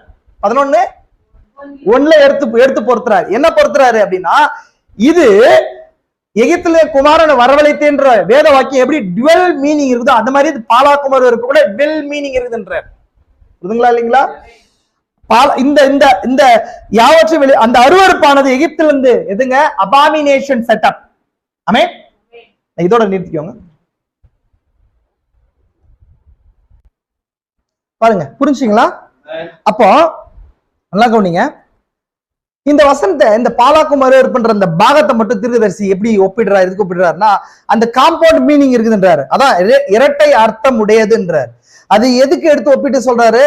எகிப்திலிருந்து எனக்கு குமாரனை வரவழைத்தேன்ற வேத பாகத்துக்கு இது பொருந்தது அப்படின்றார். அப்ப ஏன்னா தானியேல் தீர்க்கதரிசி சொல்லப்பட்ட தானியேல் தீர்க்கதரிசியில சொல்லப்பட்ட அவர் சொல்லப்பட்ட அந்த ப்ராஃபஸி டைரக்டா செகண்ட் கம்மிங்க்கு செகண்ட் ஆஃப் ஆஃப் த வீக்ல நடக்க போற அந்த பாலாக்கும் அருவருப்பை குறிச்சு பேசுது. ஆனா தீர்க்கதரிசி இயேசு கிறிஸ்து எதுக்கு பொறுத்துறாரு? முதலாம் வருகையில எருசலேம் அழிவை குறிச்சு அந்த இடத்துல ஒரு பாலாக்கும் அருவருப்புன்னு இருக்குதுன்றத குறிச்சு காட்டுது. புரியுதுங்களா உங்களுக்கு? அப்ப என்ன அர்த்தம்? முதலாம் வருகை அதுல பாலாக்கும் அருவருப்பு, இரண்டாம் வருகை அதுல ஒரு பாலாக்கும் அருவருப்பு. புரிஞ்சுங்களா உங்களுக்கு? அப்ப இதுதான் ஆல்ரெடி சொன்ன காம்பவுண்ட் மீனிங் வெர்சஸ் சொன்னேன். இப்போ இந்த பாகத்தை பாருங்க, தானியேல் 9:27 அந்த பாகத்தை வாசிக்கிற பாருங்க. அவர் ஒரு வாரம் முழுவதும் அநேகருக்கு உடன்படிக்கை உறுதிப்படுத்தி அந்த வாரம் பாதி சென்ற போது பலியையும் காணிக்கையும் ஒழிய பண்ணுவார். இந்த வசனம் காம்பவுண்ட் மீனிங் சொன்னேன். ஆல்ரெடி நம்ம ஒரு மெசேஜ் பார்த்திருக்கோம். 2 princes and 2 covenants பார்த்திருக்கோமா? 2 princes and 2 covenants, 2 உடன்படிக்கையிலும் 2 பிரபுக்களும் பார்த்திருக்கிறோமா இல்லைங்களா? இந்த அதிகாரத்துல 2 பிரபுக்கள் இருக்கிறாங்க. அதை மட்டும் கொஞ்சம் சின்ன டீகோட் பண்ணலாமா? நம்ம பண்ணலாமா? பாருங்க, அந்த வசனத்தை மட்டும் நான் திரும்ப எகைன் எடுக்கிறேன் பாருங்க. 9வது தானியேல் 9:27. ஏன்னா இந்த பாகம் எல்லாம் உங்களுக்கு தெரிஞ்சாதான் அது வரும். பாருங்க,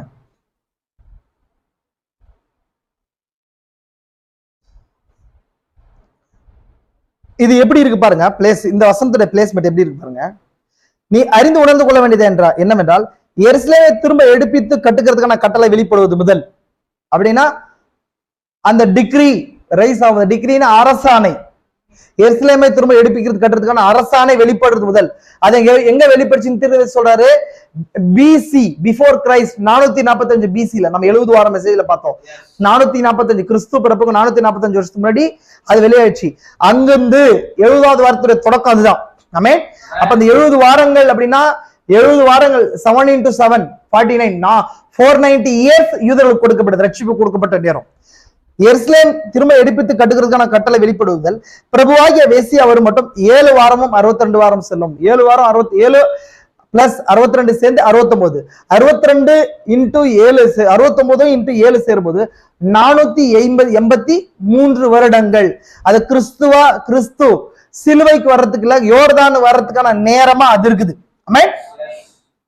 அவைகளில் வீதிகளும் அலங்கங்களும் கட்டப்படும். எருசலேம் அலங்கங்கள் கட்டப்படுது. நெகேமியா புக்ல இல்லைங்களா, அது கேட் புக்னுவாங்க. நெகேமியா புக் என்ன புக்? அது புக் ஆப், அந்த என்னங்க, புக் ஆஃப் கேட்ஸ் சொல்லுவாங்க. புக் ஆஃப் கேட்ஸ், அது அலங்கங்களின் புத்தகமா, கேட்ஸ் வாசல்களுடைய புத்தகம்னு சொல்லுவாங்க. 10 வாசல்கள் இருக்கும். அதுல எப்படி கட்டப்பட்டுச்சுன்ற ஹிஸ்டரி அதுல எல்லாமே இருக்கும். புரியுதுங்களா உங்களுக்கு? ஆனாலும் இடுக்கமான காலங்களில் இப்படி ஆகும். எருசலேம் கட்டப்படுது. ஏன்னா நெகேமியா புத்தகத்தை வாசிச்சீங்கன்னா தெரியும், இங்க இந்த பகுதி அங்க நிறைவேறத பார்க்கலாம்.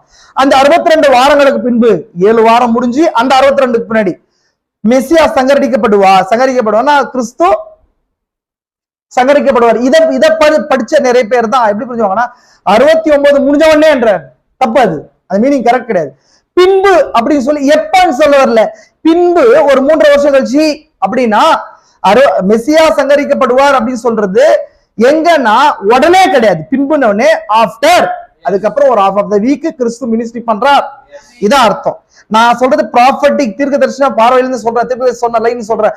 ஏன் இந்த லைனுக்குள்ள நான் போல, ஏன்னா நம்ம ஆல்ரெடி 70 weeks மெசேஜ் நான் பார்த்திருக்கிறோம். அந்த மெசேஜ்ல இதெல்லாம் பேசியிருக்கிறோம். நம்ம பாக்குறது இங்க சொல்லப்பட்ட இந்த அபாமினேஷன் செட்டப் மட்டும் தான் பாக்குறோம். அபாமினேஷன் ஆஃப் டெசலேஷன் இல்லைங்களா, அந்த பாவாக்கு அருவருப்பை குறிச்சு பாக்குறோம். அருவருப்பை குறிச்சு இருக்கிற அந்த செட்டப் மட்டும் பாக்குறோம். அபாமினேஷன்ன்றது. ஆமென். நகரத்தையும் பரிசுத்த ஸ்தலத்தையும் வரப்போகிற பிரபுவின் ஜனங்கள் அழித்து போடுவார்கள். இங்கதான் முக்கியமான பாகம் இருக்குது. கவனிங்க, நகரத்தையும் பரிசுத்த ஸ்தலம். நகரம் எது? ஜெருசலேம். பரிசுத்த ஸ்தலம் அப்படின்றது தேவாலயம். வரப்போகிற பிரபுவின் ஜனங்கள். இங்க ஒரு பிரபு இருக்கிறானா இல்லைங்களா? புரியுதுங்களா உங்களுக்கு? இதுதான் இங்கிலீஷ்ல அதை வாசிக்கிற பாருங்க, அந்த பாகம் 9வது அதிகாரம் தானியேல் 9:27. இங்க பாருங்க எப்படி இருக்கு பாருங்க. அது 26. And after 62 weeks shall Messiah be cut off. அந்த 62 வாரங்களுக்கு பின்பு மெசியா சங்கரிக்கப்படுவார். ஆஃப்டர், ஆமென். ஆஃப்டர் 3 score, ஆஃப்டர்ன்ற வார்த்தையை விட்டுறது. அந்த 62 பின்னாடியே 7 + 62லே சங்கரிக்கிற மாதிரி எடுத்துக்கிறாங்க, மீனிங் தவறாது. புரியுதுங்களா உங்களுக்கு? ஆஃப்டர், அந்த ஆஃப்டர் தான் அந்த ஆஃப் வீக், 69 வாரம். புரிஞ்சுங்களா உங்களுக்கு? அதுக்கப்புறம் பாருங்க, மெசியா சங்கரிக்கப்படுவார். பட் நாட் ஃபார் ஹிம்செல்ஃப், தமக்காக அல்ல, இல்லீங்களா? And the people of the prince, people of the prince, வரப்போகிற people of the prince that shall come shall destroy the city and the sanctuary. அப்படின்னா வரப்போகிற பிரபுவின் ஜனங்கள், வரப்போகிற பிரபுன்ற ஒரு அந்த வரப்போகிற பிரபுவின் ஜனங்கள்லாம் பரிசுத்த ஸ்தலத்தையும் நகரத்தையும் அழித்து போடுவாங்க. அப்படின்னா யார் பரிசுத்த ஸ்தலத்தையும் நகரத்தையும் அழித்து போடுறாங்களோ அங்கதான் வரப்போகிற பிரபு வரா அப்படின்றது. இந்த பிரபு யாரு அப்படின்னா இங்க சொல்லப்பட்ட 2 பிரபுக்குள்ள ஒரு ஆள் யாருன்றத நம்ம அப்புறம் பார்க்கலாம். பட் இதுக்கான டைரக்டா மீனிங் மட்டும் நம்ம பார்க்கலாம். நம்ம ஆல்ரெடி சொன்ன 2 பிரபுக்கள் இருக்கா. இந்த ஃபர்ஸ்ட்ல இங்க ஆல்ரெடி இங்க என்ன சொல்லப்படுதுன்னு சொன்னா ஒரு பிரபு இங்க சொல்லப்படுச்சா? என்ன சொல்லப்படுது? மேல பிரபுவாகிய மேசியா அவர் மட்டும் 7 வாரம் 62 வாரம் சொல்லும். 25ஆம் வசனத்துல ஒரு பிரபு பிரபுவாகிய மேசியாவை பத்தி இருக்கு. நான் 2 பிரபுக்களை காட்டுறேன்னு சொன்னேன் நான். 25ஆம் வசனத்துல இருக்கா? 25ஆம் வசனத்துல இருக்கு பாருங்க, என்ன சொல்லப்படுது? Jerusalem unto the Messiah the prince. Messiah the prince, அது யாருங்க? கிறிஸ்து. இரண்டாவது இந்த பிரின்ஸ்க்கு இந்த பி வந்து கேபிட்டல்ல இருக்கு. இந்த பி மெசியாவை பத்தி சொல்லும் போது அது பி கேபிட்டல் இருக்கு. அதே போல வரப்போகிற பிரபுவின் ஜனங்கள் அப்படின்னா பீப்புள் ஆஃப் த பிரின்ஸ். அந்த பீப்புள் யார் எருசலேம் அழிக்கிறாங்களோ, அந்த தேவாலயத்தை அழிக்கிறாங்களோ அங்கிருந்து தான் யார் வரப்போறான்? 2வது பிரபு வரப்போறான். அப்போ எருசலேம் அழிச்சது யாரு? ரோம். அப்ப ரோம்ல இருந்து 2வது பிரபு வரப்போறான், இல்லீங்களா? அப்ப 2வது பிரபு என்ன வந்து என்ன பண்ண போறான்றது அது கீழே சொல்லப்படுது. கீழே இப்ப 2வது பிரபு யாருன்றத நம்ம பார்க்கலாம். இப்ப மெசியான்னு அர்த்தங்க கிறிஸ்துன்னு அர்த்தம். புரிஞ்சுக்கலாம் உங்களுக்கு? மெசியான்னு சொன்னா என்னங்க? கரெக்டா இல்லீங்களா? புரிஞ்சா இல்லீங்களா? மெசியான்றது என்ன வார்த்தை? இப்ரு ஆயிடுது. கிறிஸ்துன்றது கிரேக்க பதம். இப்ப மெசியாவுக்கு கிறிஸ்துவுக்கு ஆப்போசிட் வார்த்தை என்ன? கிறிஸ்துவுக்கு ஆப்போசிட் வார்த்தை என்னங்க? கிறிஸ்து ஆன்டி கிரைஸ்ட் இல்லையா? புரியுதுங்களா உங்களுக்கு? Opposite word. ஆன்டிநேம்ஸ் என்ன? சினானேம்ஸ் என்றது அது டைரக்ட் மீனிங். புரிஞ்சுங்களா உங்களுக்கு? மெசியாவுக்கு வந்து சினானேம்ஸ் எதுன்னு சொன்னா கிறிஸ்து. அந்த கிறிஸ்துக்கு ஆன்டிநேம்ஸ் என்ன? ஆப்போசிட் வேர்ட் எதுன்னு சொன்னா ஆன்டி கிரைஸ்ட். இங்க சொல்லப்படுற பிரபு ஆன்டி கிரைஸ்ட் இவன். புரிஞ்சுங்களா? இங்கே தான் நான் காட்டுறேன் உங்களுக்கு. அந்தி கிறிஸ்து இங்கே தான் காட்டுறேன். செகண்ட் பிரபு யாருங்க? அந்தி கிறிஸ்து. ஏன்னா அவன் தான் பரிசுத்த ஸ்தலத்தையும் நகரத்தையும் அழிக்கிறவன். அந்த ஜனங்களுடைய பிரபு வரப்போகிற பிரபுவின் ஜனங்கள் அவன் வரப்போறான்றது இங்கே சொல்லப்படுது. தானியேல் தீர்க்கதரிசனமே வரப்போகிற பிரபுவை குறிச்சி அந்தி கிறிஸ்துடைய வருகையை குறிச்சி இங்க சொல்லப்படுது. புரியுதா இல்லைங்களா? நான் இந்த லைனுக்கு முன்னாடி லைன் போறேன், இன்னும் கன்ஃபியூஸ் பண்ண விரும்பல. நான் சின்ன சின்ன லைன் மட்டும் போட்டு போறேன். 7வது அதிகாரத்திலே இவனை பத்தி சொல்லப்படுது. 8வது அதிகாரத்திலே இவனை பத்தி சொல்லப்படுது. 7வது அதிகாரத்துல எப்படி சொல்லப்படுது? அந்த 10 கொம்புகள் இருக்குதா? அப்படின்னா 4வது மிருகம் எப்படி இருக்கு? சிங்கத்தை போல என்ன இருக்குது? அந்த கரடியின் கால்களை போல இருப்பு நகங்கள் இருக்கு. சிங்கத்தை போல வால் இருக்குது. சிவிங்கிய போல உடல் அமைப்பு இருக்குது. அது தலைமையில 10 கொம்புகள் இருக்குது. அந்த 10ல என்னாச்சு? 3 பிடுங்கப்பட்டு உருவான ஒரு கொம்பு 7வது அதிகாரத்துல இருக்குது. அந்த கொம்பு தான் எல்லாத்தையும் நம்ம வேற்று உருவமா இருக்கிறது. கொம்பு பூமி எல்லாத்தையும் மிதிக்குது. அந்த கொம்பு தான் என்னங்க? அந்த கிறிஸ்து. இது 8வது அதிகாரத்துல எப்படி சொல்லப்படுதுன்னு சொன்னா ஆட்டுக்கடா வெள்ளாடு, இல்லீங்களா? அப்ப அந்த ஆட்டுக்கடாவுடைய அந்த அந்த ஒரு கொம்பு உடைந்து 4 பாரத வெள்ளாடு. அது ஒரு கொம்பு யாருங்க? அந்த ஆட்டை யார குறிக்குதுன்னு சொன்னா அந்த ஒரு கொம்பு அலெக்சாண்டர் குறிக்குது. அலெக்சாண்டர் உடைந்து போகும்போது அவருடைய நாடு படைத்தளபதி தளபதிகள் வராங்க. அந்த வெள்ளாடுன்றது எதை குறிக்குதுன்னு சொல்லி பார்த்தோம் நம்ம, கிரேக்க ராஜ்யம். புரியுதா இல்லைங்களா? எகைன் நான் திரும்ப சொல்றேன் உங்களுக்கு. 8வது அதிகாரம் 7வது அதிகாரம் 4 ராஜ்யங்களை குறிச்சு பேசுது, இல்லைங்களா? நெருக்கி யூதர்களுக்கு தேசத்துக்கும் வரப்போகிற அழிவும் அவங்கள சுத்தி நடக்க போற இன்சிடென்ட் என்ன நடக்குது, கடைசி வரைக்கும் எப்படி முடிவு காலம் வரைக்கும் என்ன நடக்க போகுதுன்றத 7வது அதிகாரத்துல 4 ராஜ்யங்களை வச்சு சொல்லுது. இந்த 4 ராஜ்யங்களும் ஏதோ ஒரு வகையில தேவாலயத்தோட யூதர்களோட சம்பந்தப்பட்டவங்க. ஏன்னா தானியேல் யூதர்களுக்கான தீர்க்கதரிசி, புறஜாதிகளுக்கான தீர்க்கதரிசி அல்ல. அங்க சபை வெளியாக்கப்படல, மறைக்கப்பட்டிருக்குது தானியேல் புஸ்தகத்துல. புரிஞ்சுக்கோ நல்லா. ஏன் அங்க சபை வரலன்னு சொல்லி கேட்க கூடாது. சபை மறைக்கப்பட்டிருக்குது, யூதர்களுக்கான புஸ்தகம் அது.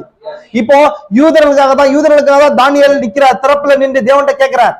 இப்ப 8வது அதிகாரம் வரும்போது அதுவே அந்த இன்னும் எப்படின்னா 4ஆ இருந்து 2ஆ மாறுது. 2 ராஜ்யங்களுக்குள்ள ரொம்ப நெருக்கி யூதர்களுடைய தேவாலயத்தோடும் அந்த பரிசுத்த ஸ்தலத்தோட நகரத்தோட ஜனங்களோட எப்படி கடைசி காட்டத்துல என்ன நடக்குதுன்னு சொல்லி 8வது அதிகாரத்துல இருக்குது. 8வது அதிகாரத்துல என்ன வருது பாருங்க. நான் பார்க்கும்போது ஆட்டுக்கடா ஒண்ணு, வெள்ளாடு ஒண்ணு. ஆட்டுக்கடான்றது மேதிய பெர்ஷிய சாம்ராஜ்யம். வெள்ளாட்டுக்கடான்றது என்னங்க, இங்க பாருங்க. வெள்ளாட்டுக்கடா கிரேக்க ராஜ்யம். நம்ம கீழே படிச்சு நான் பார்த்திருக்கேன் ஆல்ரெடி. பாருங்க இதுக்கான அர்த்தம் சொல்ற பாருங்க கீழே. இதோ நீ கண்ட 2 கொம்புள்ள ஆட்டுக்கடா மேதிய பெர்ஷிய சாம்ராஜ்யத்தின் ராஜாக்கள். ரோமமுள்ள அந்த வெள்ளாட்டுக்கடா கிரேக்க தேசத்தின் ராஜா. அப்ப அதன் நடுவிலே, அதன் கண்களுக்கு நடுவே இருந்த பெரிய கொம்பு அதன் 1ஆம் ராஜா, அது அலெக்சாண்டர். நான் தான் சொன்னேன், கிரேக்க ராஜ்யத்தின் முதல் ராஜா அலெக்சாண்டர். அதான் ராஜ்யத்தை என்ன பண்ணார் சொன்னார், விரிவடைய செய்தார். இந்தியா வரைக்கும் வந்துச்சு. ஆப்பிரிக்கால இருந்து 3 கான்டினென்ட்ஸ் அவர் என்ன பிடிச்சார். யூரோப்ப, ஆப்பிரிக்காவை, ஏசியா 3 கான்டினென்ட் பிடிச்சார். அன்னைக்கு உலகம் கண்டுபிடிக்கப்பட்டது அவ்வளவுதான்.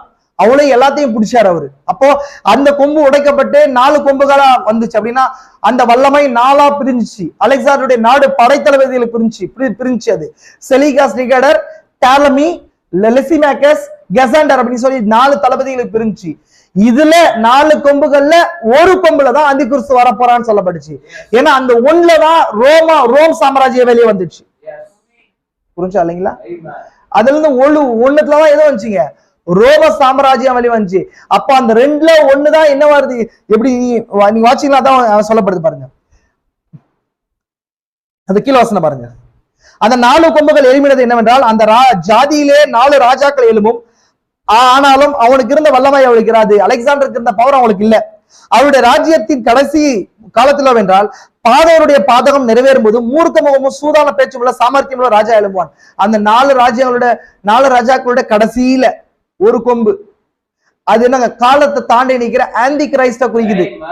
நடுவுல கிராஸ் பண்ணி ப்ராஃபஸி என்ன பண்ணுதுங்க, அந்த பேகன் ரோமையே கிராஸ் பண்ணுது. பேகன் ரோமன் என்னங்க, அஞ்ஞான ரோமாபுரியே கிராஸ் பண்ணுது. புரியுதுங்களா உங்களுக்கு?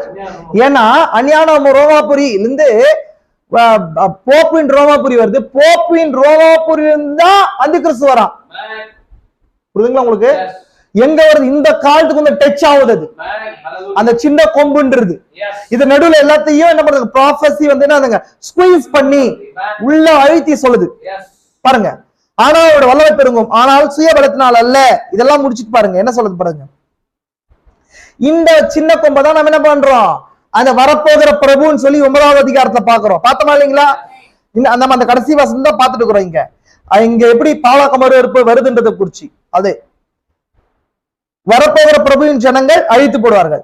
அவர் ஒரு வாரம் அளவும் அநேகருக்கு உடன்படிக்கை உறுதிப்படுத்தி அந்த வாரம் பாதி சென்ற போது பலியையும் காணிக்கையும் வெளியே பண்ணுவார். இது யாருங்க, இது டுவெல் மீனிங், காம்பவுண்ட் மீனிங் இருக்குது இந்த வசனத்துக்கு இல்லைங்களா? ஒண்ணு கிறிஸ்துவால ஏற்படுத்தப்பட்ட உடன்படிக்கை. கிறிஸ்துவ உடன்படிக்கை ஏற்படுத்தினாரா? என்ன சொன்னாரு, இது என் ரத்தத்தினாலாகிய புதிய உடன்படிக்கை. இது என்னங்க, இதை நினைவு கூறும்படி செய்யுங்க, என் மாம்சமே என் ரத்தமே இது உடன்படிக்கையா இருக்குன்னு சொன்னாரா இல்லையா? பழைய ஏற்பாட்டுல ஆட்டுக்குட்டின் ரத்தத்தினாலே யூதர்கள் உடன்படிங்க பழைய உடன்படிக்கை போடப்பட்டுச்சு. புதிய உடன்படிக்கை கர்த்தராகிய இயேசு கிறிஸ்துவின் ரத்தத்தினால் உடன்படிக்கை போடப்பட்டுச்சு. இந்த உடன்படிக்கை அவர் என்ன பண்ணலாங்க, உடைக்கல, முறிக்கல. கிறிஸ்துவ உடன்படிக்கை முறிக்கல இல்லைங்களா? புரியுதுங்களா? அந்த உடன்படிக்கையை அத உடன்படிக்கைக்குள்ள வர்றவங்க எல்லாம் மீட்டுக் கொள்ளும்படிக்கு தான் 63 இறங்கி வந்தார். புரிஞ்சுக்கோங்க நல்லா. ஆமென். அது கீழே பாருங்க, பலியையும் காணிக்கையும் ஒளிய பண்ணுவார். யார் ஒளிய பண்றது? கிறிஸ்துவும் ஒளிய பண்றாரு, அந்த கிறிஸ்து ஒளிய பண்றான். கிறிஸ்திய ஒளிய எப்படி பண்ணாருன்னு சொன்னா, அவர் தான் பலியானதுனால இனி பலிகளும் காணிக்கையும் தேவையில்லை என்ற பாகம் வந்துச்சு. இன்னொன்னு, அந்த கிறிஸ்து எப்படி ஒளிய பண்றான் அப்படின்னா, அவன் யூதர்களோட கடைசியா உடன்படிக்கை போடுவான். நம்ம இந்த பைபிள்ல இந்த காரியத்தை காட்டிட்டு அப்புறம் தீர்க்கதரிசி நோட்ஸ்க்கு நம்ம போலாம், எப்படி காம்பவுண்ட் மீனிங்ன்றது. புரியுதுங்களா உங்களுக்கு? அருவருப்பான சட்டைகளோட பாழாக்குகிறவன் வந்து இறங்குவான். யாரு? வரப்போகிற பிரபு. பாழாக்குகிறவன் டெசாலேட்டர். டெசாலேட்டர் டெசாலேஷன் அழிவு. டெசாலேட்டர்னா அழிவை உண்டாக்குகிறவன். அபாமினேஷன் சொன்னாங்க அருவருப்பு. நல்லா பாருங்க, அபாமினேஷன் செட்டப், அருவருப்பை கொண்டாந்து வைக்கிறது. எங்க? இந்த பாகத்தை தான் இயேசு கிறிஸ்து எடுத்துக்கின்னு எங்க பொறுத்துறாரு? முதலாவது வருகைக்கு பொறுத்துறாரு. ஆனா இங்க சொல்லப்பட்டது எங்க? 70வது வாரத்துடைய பிற்பகுதியில சொல்லப்படுது. கரெக்டுங்களா? அந்த வாரம் பாதி சென்ற போது பலியையும் காணிக்கையும் வெளியே பண்ணுவார். இந்த பாதின்றதுதான் நிறைய பேர் தப்பா புரிஞ்சுக்கின்னு இது 7 வருஷம் இருக்குதுன்னு சொல்லி எடுத்துட்டு போறாங்க. தவறு. இது மீனிங் புரியுதுங்களா உங்களுக்கு? இத ப்ராஃபட் ஃபர்ஸ்ட் சீல்ல வரும்போது கிளியரா பேசுறாரு இந்த காரியத்தை. இங்க இங்கிலீஷ்ல இந்த பாகத்தை நான் எடுத்து வாசிக்கிறேன் பாருங்க. இந்த பாதின்றதுக்கு எப்படி தப்புன்றத மட்டும் நான் மீனிங்ஃபுல்ல கிராமட்டிக்கல் மீனிங்கோட நான் உங்களுக்கு சொல்றேன் பாருங்க. இப்ப எப்படி 27வது வசனத்தை வாசிக்கிற பாருங்க. And you shall confirm the covenant with many for 1 week. And the midst of the week you shall cause the sacrifice. சரி, cause the sacrifice and oblation to cease. உடன்படிக்கை பலியை உடன்படிக்கை என்ன பண்ணாங்க? ஒலிய பண்ணுவார், சீஸ் பண்ணுவார். எப்ப? மிடிஸ்ட் ஆஃப் த வீக்னு சொல்லப்பட்டிருக்கு. என்ன இருக்குது? மிடில் கிடையாது. மிடிஸ்டுக்கும் மிடிலுக்கும் டிஃபரெண்ட் இருக்கு. நான் ஆல்ரெடி உங்களுக்கு சொன்னேன். மிடில்னா என்ன அர்த்தம்? சரியா கட் பண்றது. மிடிஸ்ட்ன்றது என்ன அர்த்தம்? ஏதோ ஒரு புள்ளியிலன்னு அர்த்தம். புரியுதுங்களா உங்களுக்கு? மத்தியிலன்னு அர்த்தம். புரியுதுங்களா உங்களுக்கு? எக்ஸாக்ட் பாதிக்கும் சென்டர்ல ஏதோ ஒரு இடத்துலன்றதுக்கும் டிஃபரெண்ட் இருக்கு. அந்த உடன்படிக்கையில ஏதோ ஒரு இடத்துல இங்க சொல்லப்படுது. ஏதோ ஒரு இடத்துல தான் உடன்படிக்கை முறிவு காணப்படுதுன்னு சொல்லுது. இயேசு கிறிஸ்து உடன்படிக்கை முடிக்கல. அவர் என்ன பண்ணாரு? அந்த வாரத்துல ஃபர்ஸ்ட் ஆஃப்ல உடன்படிக்கை ஏற்படுத்திட்டார். ஆனா அந்தி கிறிஸ்து என்ன பண்றான்? அந்த வாரத்துல அந்த ஃபுல் வீக் இருக்கு இல்லையா, அந்த வீக்ல ஏதோ ஒரு இடத்துல உடன்படிக்கை முறிக்க போறான். அப்ப அதுக்கு என்ன பண்றாங்க? மீனிங்ஃபுல்லா இந்த தியாலஜிக்கல் பர்சன்ஸ், இந்த டினாமினேஷன்ல இருக்கிறவங்க இன்னும் ரிமைனிங் 1 வீக் இருக்கிறதா சொல்றாங்க. நம்ம மெசேஜ்ல இருக்கிற பெரிய பெரிய நபர்கள் கூட இன்னும் 1 வீக்ன்றாங்க. தவறு, ராங். அது அப்படி போட்ட பிக்சர் கரெக்டா வராது. இன்னும் remaining half of the week தான் இருக்குது. இன்னும் 3 வருஷம் தான் இருக்குது. 3.5 years கிரைஸ்ட் வந்து என்ன பண்ணாரு? ஆல்ரெடி என்ன பண்ணாரு? பலியை செலுத்திட்டார். அவரு ஆல்ரெடி மினிஸ்ட்ரி முடிஞ்சு, யூதர்களுக்கான மினிஸ்ட்ரி முடிஞ்சு. ஆமென். புரிஞ்சுங்களா இல்லைங்களா? இன்னொரு half of the week தான் இருக்குது. இந்த டோட்டல் 1 வீக்ல அந்தி கிறிஸ்து அந்த பலியையும் காணிக்கையும் ஒலியப்ப சீஸ் பண்ற இடம் எதுன்னு சொன்னா செகண்ட் half of week உடைய மிட்ல நம்ம அதை பார்க்கறோம். நான் காட்டுறேன் உங்களுக்கு. நம்ம ஆல்ரெடி 70 வீக்ஸ்ல பார்த்த மாதிரி second half of the week உடைய மிட் இது. Second half of the week அப்படின்றது எத்தனை வருஷம்? 3.5 years. 3.5 years உடைய பாதி என்னங்க? 1.25 வருஷம். நான் பார்த்திருக்கிறோம். திருவசி ஃபர்ஸ்ட் சீல்ல நோட்ஸ் எக்ஸாக்ட்டா போடுறாரு. அந்த பாயிண்ட் தான் இந்த அபாமினேஷன் செட்டப் உடைய எல்லா கீ நோட்டையும் உடைக்குது. நமக்கு 2300 years உடைக்குது. 1339 டேஸ் குறிச்சி அந்த மிஸ்ட்ரி உடைக்குது. 1290 டேஸ் குறிச்சி மிஸ்ட்ரி உடைக்குது. 1260 டேஸ் உடைய மிஸ்ட்ரி உடைக்குது. இதெல்லாம் டேனியல்ல சொல்லப்பட்ட கவுண்டிங் டேஸ். அது இது எல்லாமே எதை குறிச்சது? அன்றாட பலி, day night sacrifices, abomination setup. புரியுதுங்களா உங்களுக்கு? இதை குறிச்சு சொல்லப்படுறதா இந்த லைன் எல்லாம். நம்ம ஆல்ரெடி 70 தான் பார்த்துட்டோம். ஆனா இந்த அபாமினேஷன் செட்டப்ன்றது எப்படி பிளேஸ் ஆகுதுன்றது தான் நம்ம பார்த்துட்டு இருக்கிறோம். புரியுதுங்களா உங்களுக்கு? எங்க பாருங்க. நிர்ணயிக்கப்பட்டிருக்கிற நிர்மூலம் பாழாக்குகிறவன் மேல் தீரு மட்டும் சொரியும் என்றான். நிர்ணயிக்கப்பட்டிருக்கிற நிர்மூலம் இதான் சொன்ன நானே, வைல்ஸ் சொன்ன நான் இல்லைங்களா? வைல்ஸ் கோப கலசங்கள் யார் மேல ஊற்றப்படுது? பாழாக்குகிறவன் மேல. யார் பாழாக்குகிறவன்? வரப்போகிற பிரபு இல்லைங்களா? யாருங்க பாழாக்குகிறவன்? யாரு? டெசலேட்டர். அவன் தான் என்ன பண்ணுவான்னு சொன்னா அருவருப்பான சட்டைகளோட பாழாக்குகிறவன் வந்து இறங்குவான். இந்த இதுக்கு ஸ்காட்ஃபீல்டு தான் 24 அதிகாரத்துக்கான parallel verse 9:27 சொல்லி மென்ஷன் பண்ணுது. புரியுதுங்களா உங்களுக்கு? 24:15 இருக்கு இல்லையா, பாழாக்கும் அருவருப்பை குறித்து தானியேல் தீர்க்கதரிசி சொல்லி இருக்கிறான்னு சொல்லப்பட்டிருக்கு இல்லையா? இதுக்கு தானியேல் சொன்னது எந்த இடத்துல? தானியேல் மொத்தம் 4 வகையான பாழாக்கும் அருவருப்பை குறித்து பேசுறார். புரியுதா இல்லைங்களா? ஏன்னா 8வது அதிகாரத்திலே பாழாக்கும் அருவருப்புடைய லைன் வந்துருதுங்க பாருங்க. 8வது அதிகாரத்திலே நம்ம ஆல்ரெடி 8:14 வரும்போது 13 வசனம் பாருங்க. 8:13 தானியேல் 8:13 பாருங்க, வாசிக்கிறேன். I heard a saint speaking. And another saint said unto that certain saints which speak, how long shall be the vision concerning the daily sacrifice and the transgression of the desolation. அழிவு, அதான் சொன்னேன், பாழாக்குதல். புரியுதுங்களா உங்களுக்கு? பாழாக்குதல், பாழாக்கு மறு இருப்பு. இங்கதான் பாழாக்குதலை குறித்து சொல்லப்படுதுங்க இல்லைங்களா? பாருங்க. To give both sanctuary and the host of be trodden under the foot.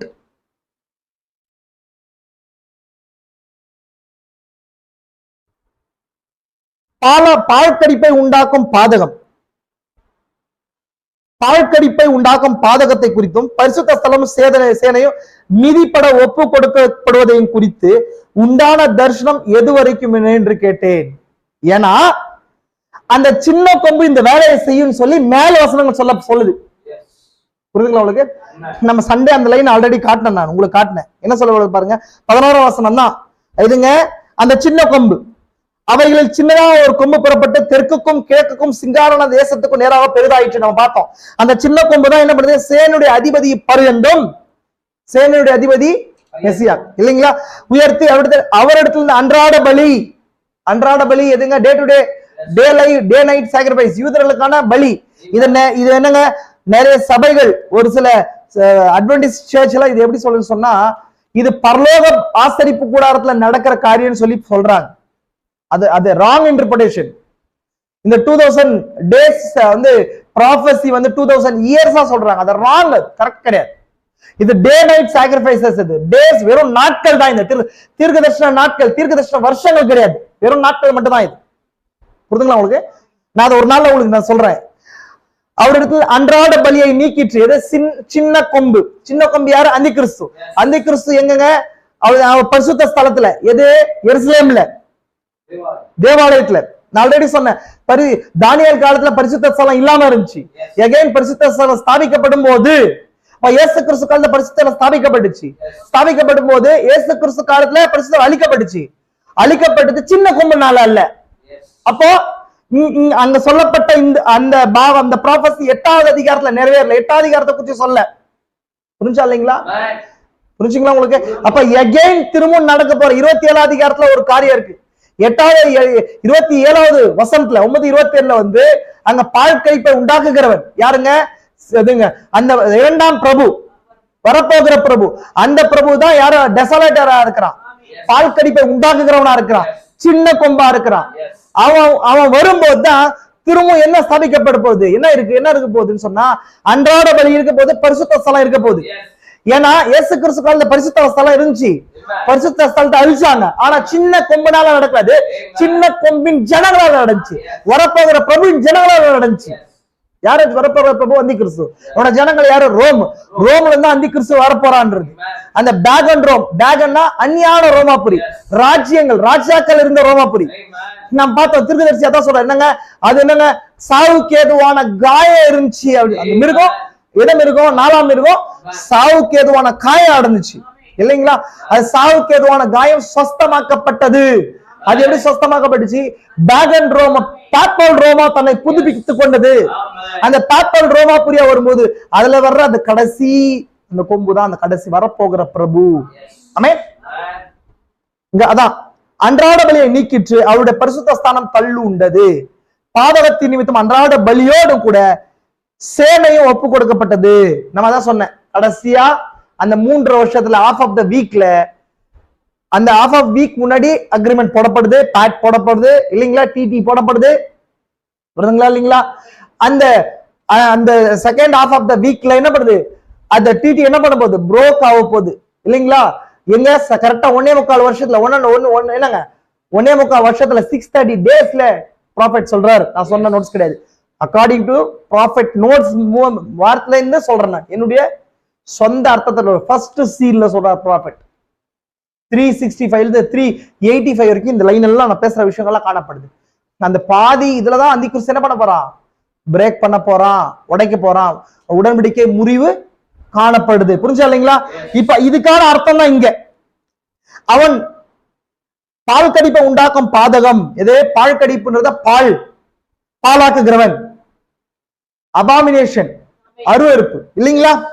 பால் கடிப்பை உண்டாக்கும் பாதகம், பரிசுத்த ஸ்தலம் சேனை மிதிப்பட ஒப்பு கொடுப்படுதல், இதெல்லாம் எப்ப நடக்கிறது? இயேசு கிறிஸ்து காலத்தில் நடந்தது அல்ல. அப்ப தேவாலயம் பால் அந்த அன்றாட சரி பாலாக்கும் அருவருப்புடைய ஒரு பாதி நடந்துச்சு அங்க. ஆனா அது யாரால நடக்கல? அந்தி கிறிஸ்துனால நடக்கல, அந்தி கிறிஸ்து ஜனங்களால நடந்துச்சு. இயேசு கிறிஸ்து என்ன பண்றாருன்னு சொன்னா அந்த வசனத்தை, ஏன்னா அந்த காம்பவுண்ட் ப்ராபசி காம்பவுண்ட் மீனிங்கா இருக்கிறதுனால அதை எடுத்து எருசலேமுடைய முதலாவது வருகையில் நடக்கிற எருசலேமுடைய அழிவோட பொறுத்துனார். கரெக்ட். ஆனா செகண்ட் கம்மிங்ல திரும்ப எகைன் தேவாலயம் நிர்மாணிக்கப்படும், பலி ஸ்தாபிக்கப்படும். புரிஞ்சா இல்லைங்களா? நான் எகைன் ப்ராஃபெட்ஸ் நோட்ஸ்க்கு போகாமே இந்த விஷயங்களை எக்ஸ்பிளைன் பண்ண வேண்டியதா இருக்குது. எது வரைக்கும் கொஸ்டின் கேட்கிறாரு? எதுங்க? அந்த அன்றாட பலி நீக்கப்பட்டு எது வரைக்கும் இது இருக்கும்னு சொல்லி கேட்கும் போதுதான் 2300 ராப்பகல் செல்லும், 2300 days. இதுதான் பால் கடிப்பை குறிச்சி, பாலாக்கும் அருவருப்பை குறிச்சி தானியேல் பேசுற முதல் வசனம். அதுக்கப்புறம் 9ஆம் வசனத்துல 9ஆம் அதிகாரத்துல 2வது திரும்ப இங்க பேசுறார். அதுக்கப்புறம் 11ஆம் அதிகாரத்துல 35ஆம் வசனம் நினைக்கிறேன், இருங்க, இல்ல 31ஆம் வசனத்துல இருக்கு பாருங்க. ஆனாலும் அவனிடத்துல புறப்பட்ட சேனைகள் எழும்பி அவனான பரிசுத்த ஸ்தலத்தையும் பரிசுத்த குலைச்சலாக்கி அன்றாட பலியை நீக்கி பாலாக்கும் அருவருப்பை அங்கே வைப்பார்கள். இங்க எகைன் பாலாக்கும் அருவருப்பை குறிச்சு வசனம் இங்க இருக்குது. புரிஞ்சா இல்லைங்களா? பாருங்க, இங்க பாலாக்கும் அருவருப்பை குறிச்சு இருக்கு. தானியேல்ல சொல்லப்படுற இயேசு கிறிஸ்து சொல்லப்பட்ட வசனத்துடைய பேரலல் வெர்ஸா இங்க சொல்லப்படுறது எது சொல்லப்படுது பாருங்க, நான் காட்டுறேன். தானியேல் இங்க 15ஆம் வசனத்துடைய பேரலல் வெர்ஸ் 15.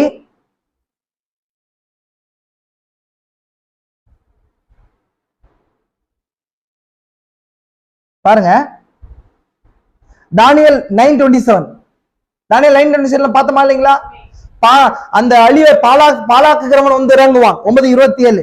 அதே போல கியூல 11:31. இப்ப வாட்சோம் நம்ம அவன் இடத்துல இருந்து என்ன பண்ணுங்க, அவன் இடத்துல இருந்து புறப்பட்ட சேனைகள் எழும்பி பரிசுத்த ஸ்தலத்தையும் பரிசுத்த குலைச்சலாக்கி அன்றாட பாலாக்கும் அருவருப்பை அங்கே வைப்பார்கள்.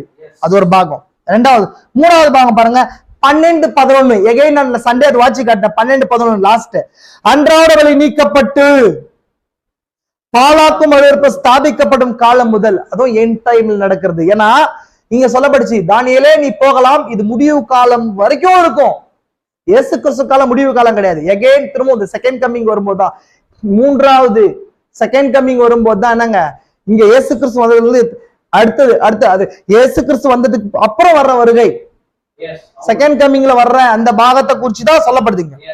அன்றாட நீக்கப்பட்டு பாலாக்கும் அருவருப்பு ஸ்தாபிக்கப்படும் காலம் முதல் 1290 நாள் செல்லும். 1335 நாள் மட்டும் காத்திருந்து சேர்கிறவன் பாக்கியவான். இங்கே பாலாக்கும் அருவருப்பு குறிச்சு, பாலாக்கும் அருவருப்பு எங்கெல்லாம் சொல்லப்படுது அங்கெல்லாம் ஒரு டைம் லைன் மென்ஷன் பண்ணப்படுது. புரியுதா இல்லைங்களா? இது நான் எகைன் சண்டே பேசின மெசேஜ் இன்னும் கனெக்ஷன் தான் உங்களுக்கு கொடுத்துருக்கிறேன். எகைன் இது எப்படி ப்ராஃபிட் உடைச்சு பேசுறாரு அப்படின்ற காரியத்தை சின்ன லைன் நான் உங்களுக்கு காட்டுறேன். புரிஞ்சா இல்லைங்களா உங்களுக்கு? இப்போ இது இங்க தானியேல் சொல்லப்படுது, இயேசு கிறிஸ்து காம்பவுண்ட் மீனிங்கா இருக்கிறதுனால அவர் காலத்துக்கு எடுத்து பொறுத்துறார். ஒண்ணு. தானியேல் ஏன் சொன்னாரு? தானியேலுக்கு வந்ததுக்கான நோக்கம் என்ன அப்படின்னா, 68 வருஷம் ஆகி போச்சு, நம்ம எங்க போக போறோம்? சொந்த தேசத்துக்கு போறோம். தேசத்துக்கு போகும்போது நம்ம தேவாலயம் நிர்மாணிக்கப்பட போது மேசியாவை நம்ம சந்திக்க போறோம்னு நினைச்சாங்க. அப்படி கிடையாது. இன்னும் 70 வாரம் இருக்க போது உனக்கு, அது 490 வருடங்களா உங்க ஜனத்துக்கும் பரிசுத்த நகரத்துக்கும் இருக்க போதுன்றத வெளிப்படுத்துறாரு. அவர் வெளிப்படுத்துறது எப்படி வெளிப்படுத்துறாரு? 4 மிருகங்களா யூத ராஜ்யத்தை குறிச்சு அவர் முடிவை குறிச்சு சொல்லப்படுது. 4 மிருகங்கள் ராஜ்யங்களா இருக்குது. அதுக்கு பின்பதாக மெசியாவுடைய சாம்ராஜ்யம் நம்ம 2வது அதிகாரத்துல பார்க்கும் போது அது எங்க, அந்த பெரிய கல்லா மலையிலிருந்து உருண்டு வர்ற அந்த சின்ன கல்லா என்ன பண்ணும்போது கிறிஸ்துவின் ராஜ்யம் ஆயிரோட சாட்சியானது என்ன பண்ணப்படுது, அந்த உருவகம் காண்பிக்கப்பட போது. காண்பிக்கப்படுதா? அது 7வது அதிகாரத்துல என்ன காண்பிக்கப்படுது? நீண்ட ஆயுசு உள்ளவராகும் மனுஷகுமாரனும் காண்பிக்கப்படுது அந்த ராஜ்யம். இல்லைங்களா? புரிதலாளி பரிசுத்தவான்கள் ராஜ்யத்தை சுதந்திரத்திக் கொள்றது. அதுதாங்க நான் ஆல்ரெடி உங்களுக்கு சொன்னேன். எகைன் நீங்க இப்படி பார்த்தா என்ன சொல்றது நான், புரிதுங்களா உங்களுக்கு? எகைன் அதுதான். அதுக்கப்புறம் 8வது அதிகாரம் வரும்போது எப்படின்னு சொன்னா அது பிளைன் வியூவா காண்பிக்கப்படுது, ஒரு போர்ட்ரேட் வியூவா காண்பிக்கப்படுது. புரிதுங்களா உங்களுக்கு? போர்ட்ரேட்னா டெலஸ்கோபிக் மெத்தட்ல காண்பிக்கப்பட்டு அதை ஜூம் பண்ணி எடுத்து வரது ப்ராஃபஸிய. 2வது அதிகாரம் வரும்போது அங்க எலிமெண்ட்ஸ்ல பூமியில புரஜாதி யுகம் காண்பிக்கப்படுச்சு. புரஜாதி யுகம் தானே அது 2வது அதிகாரம். 7வது அதிகாரம் வரும்போது அந்த யுகம் வந்து மிருகங்களா காண்பிக்கப்பட்டு ராஜ்யம் அங்க சின்ன கல்லா காண்பிக்கப்பட்ட ராஜ்யம், இங்க பரிசுத்தவான்கள் அங்க நீண்ட ஆயுசுள்ள ஒரு மனுஷகுமாரனோடு ராஜ்யத்தை பெற்றுக்கொள்றதா காண்பிக்கப்படுது. கரெக்டுங்களா? 8வது அதிகாரம் வரும்போது இன்னும் டெப்தா வந்து ஜூம் அவுட் பண்ணி மைக்ரோஸ்கோபிக் மெத்தட்னு சொல்லுவாங்க, இன்னும் ஜூம் அவுட் பண்ணி 2 ராஜ்யங்களை வர எழும்ப போகிற சின்ன கொம்பா காண்பிக்கப்பட்டு அந்த சின்ன கொம்பு எப்படி தேவாலயத்தையும் பரிசுத்த ஸ்தலத்தையும் பாலாக்கம் அருவறுப்பு அந்த பாலாக்கம் அருவறுப்பு முடியும் போது எப்படி திரும்ப ராஜ்யம் ரெட்டைன் ஆகுதுன்றதை குறித்து காண்பிக்கப்படுது. அந்த லீடை கொடுக்குது. திரும்ப 9வது அதிகாரம் வரும்போது அதுக்கான டைம் லைன் கொடுக்கப்படுது. புரிஞ்சா இல்லைங்களா? இது அப்புறம் 10வது 11 12 அதிகாரம் தானியேல் காலத்திலிருந்து தொடங்கி யூதர்கள் திரும்ப வர்ற காலம் வரைக்கும் இருக்கிற எல்லா விஷயத்தையும் ஹிஸ்டாரிக்கல் ஈவெண்டா 10 11 12 காண சொல்லுது. புரியுதா இல்லைங்களா? இப்ப 12வது அதிகாரம் வரும்போது முடிவு காலத்துல தானியேல் ஜனங்களுக்கு நடக்கிறது எல்லாமே 12வது அதிகாரம். புரிஞ்சா இல்லைங்களா உங்களுக்கு? 10வது அதிகாரம் இப்படி ஸ்தாபிக்கப்படுது. இன்னும் 3 ராஜாக்கள் என்ன பண்ணுவாங்க, பெர்சியாவில் எழும்புவார்கள் அப்படின்னு ஸ்டார்ட் பண்ணும். எப்போ தானியேல் காலத்துல இருந்து 10வது அதிகாரம் நீங்க வாட்சி பாருங்க. 10வது அதிகாரத்துல இப்படிதான் இருக்கும். 10:1 பாருங்க, இப்படி ஸ்டார்ட் ஆகுது பாருங்க. 10:10 வந்து என்ன, தானியேல் வந்து என்ன பண்றாங்க பாருங்க. 10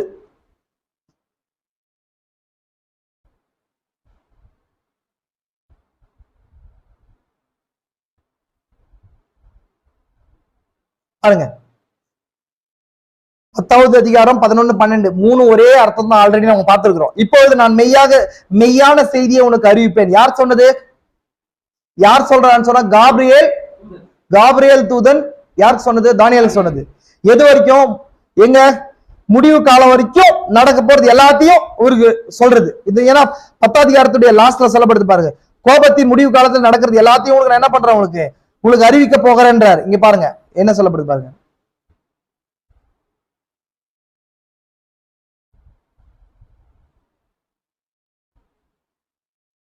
இப்போ கடைசி நாட்களில் உன் ஜனங்களுக்கு சம்பவிப்பது உனக்கு தெரியப்படும்படிக்கு வந்தேன். 10வது அதிகாரத்துடைய நோக்கம் அதான்.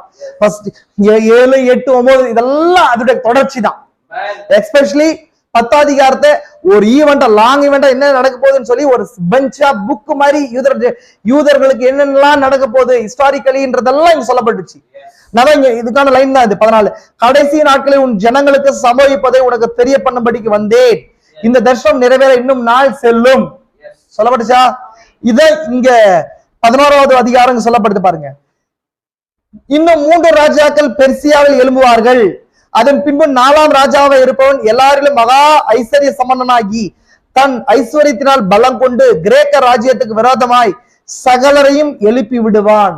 இங்க தானியேல் காலத்துல இந்த ப்ராபசி ஸ்டார்ட் ஆகுது இல்லைங்களா? கரெக்டா? இன்னும் தானியேல் காலத்துல இருக்கிற ஒரு ராஜ்யத்துக்கு கூட பின்னாடி. அப்போ 11வது அதிகாரத்துல இந்த ப்ராபசி ஸ்டார்ட் ஆகி 12வது அதிகாரம் பாருங்க. 12 லாஸ்ட்ல எப்படி முடியுது பாருங்க. இந்த ப்ராபசி எப்படி முடியுது பாருங்க. அதற்கு அவன் தானியேலே போகலாம். இந்த வார்த்தைகள் முடிவு காலம் மட்டும் புதை பொருளாக வைக்கப்பட்டு முத்தரிக்கப்பட்டும் இருக்கும். கடைசி வரைக்கும் இந்த ப்ராபசி போகுது இல்லைங்களா? நீங்க பாருங்க இந்த எப்படி காலத்தோடு முடியுது. நீயோ என்றால் முடிவு காலம் மட்டும் போயிரு, உன் விலைப்பாரி கொன்று நாட்களின் முடிவிலே உன் சுதந்திர வீதத்துக்கு எழுந்திருப்பாய் என்றான். இப்போ 10 11 12 ஹிஸ்டாரிக்கல் ஈவெண்ட்ஸ் தானியேல் காலத்துல தொடங்கி தானியேல் 400 வருஷம் கழிச்சு கிறிஸ்து மெசியா வர்றதெல்லாம் தாண்டி 2000 வருஷம் சபை காலங்களா தாண்டி உபதிரவ காலம் தாண்டி யூதர்கள் பெறப்போற ராஜ்யத்தை குறிச்சு இருக்கிற பாயிண்ட் தான் இங்க இருக்குது. இதெல்லாம் மீண்டும் இந்த கடைசி நேரத்துல நடக்க போற பாழாக்கும் அருவருப்பை குறிச்சு தான் 16ஆம் வசனம் பேசுது. புரிஞ்சா இல்லைங்களா? எகைன் திரும்ப நான் ப்ராஃபிட் நோட்ஸ்க்கே போக முடியல. எகைன் நான் திரும்ப அந்த எக்ஸ்பிளனேஷன் தான் உங்களுக்கு நான் தந்துடுறேன். நெக்ஸ்ட் கிளாஸ் வரும்போது, நெக்ஸ்ட் நம்ம கேதரிங் வரும்போது ப்ராஃபிட் நோட்ஸோட நான் இந்த பாகத்தை உங்களுக்கு எக்ஸ்பிளைன் பண்றேன். புரிஞ்சுக்கலாம் உங்களுக்கு? எகைன் ஒரு சின்ன ரீகால் மட்டும் நான் சொல்றேன் உங்களுக்கு பாலாக்கும் அருவருப்பை குறிச்சு இல்லைங்களா? பாலாக்கும் அருவருப்புன்றது என்ன, எதுக்காக அப்படின்றது.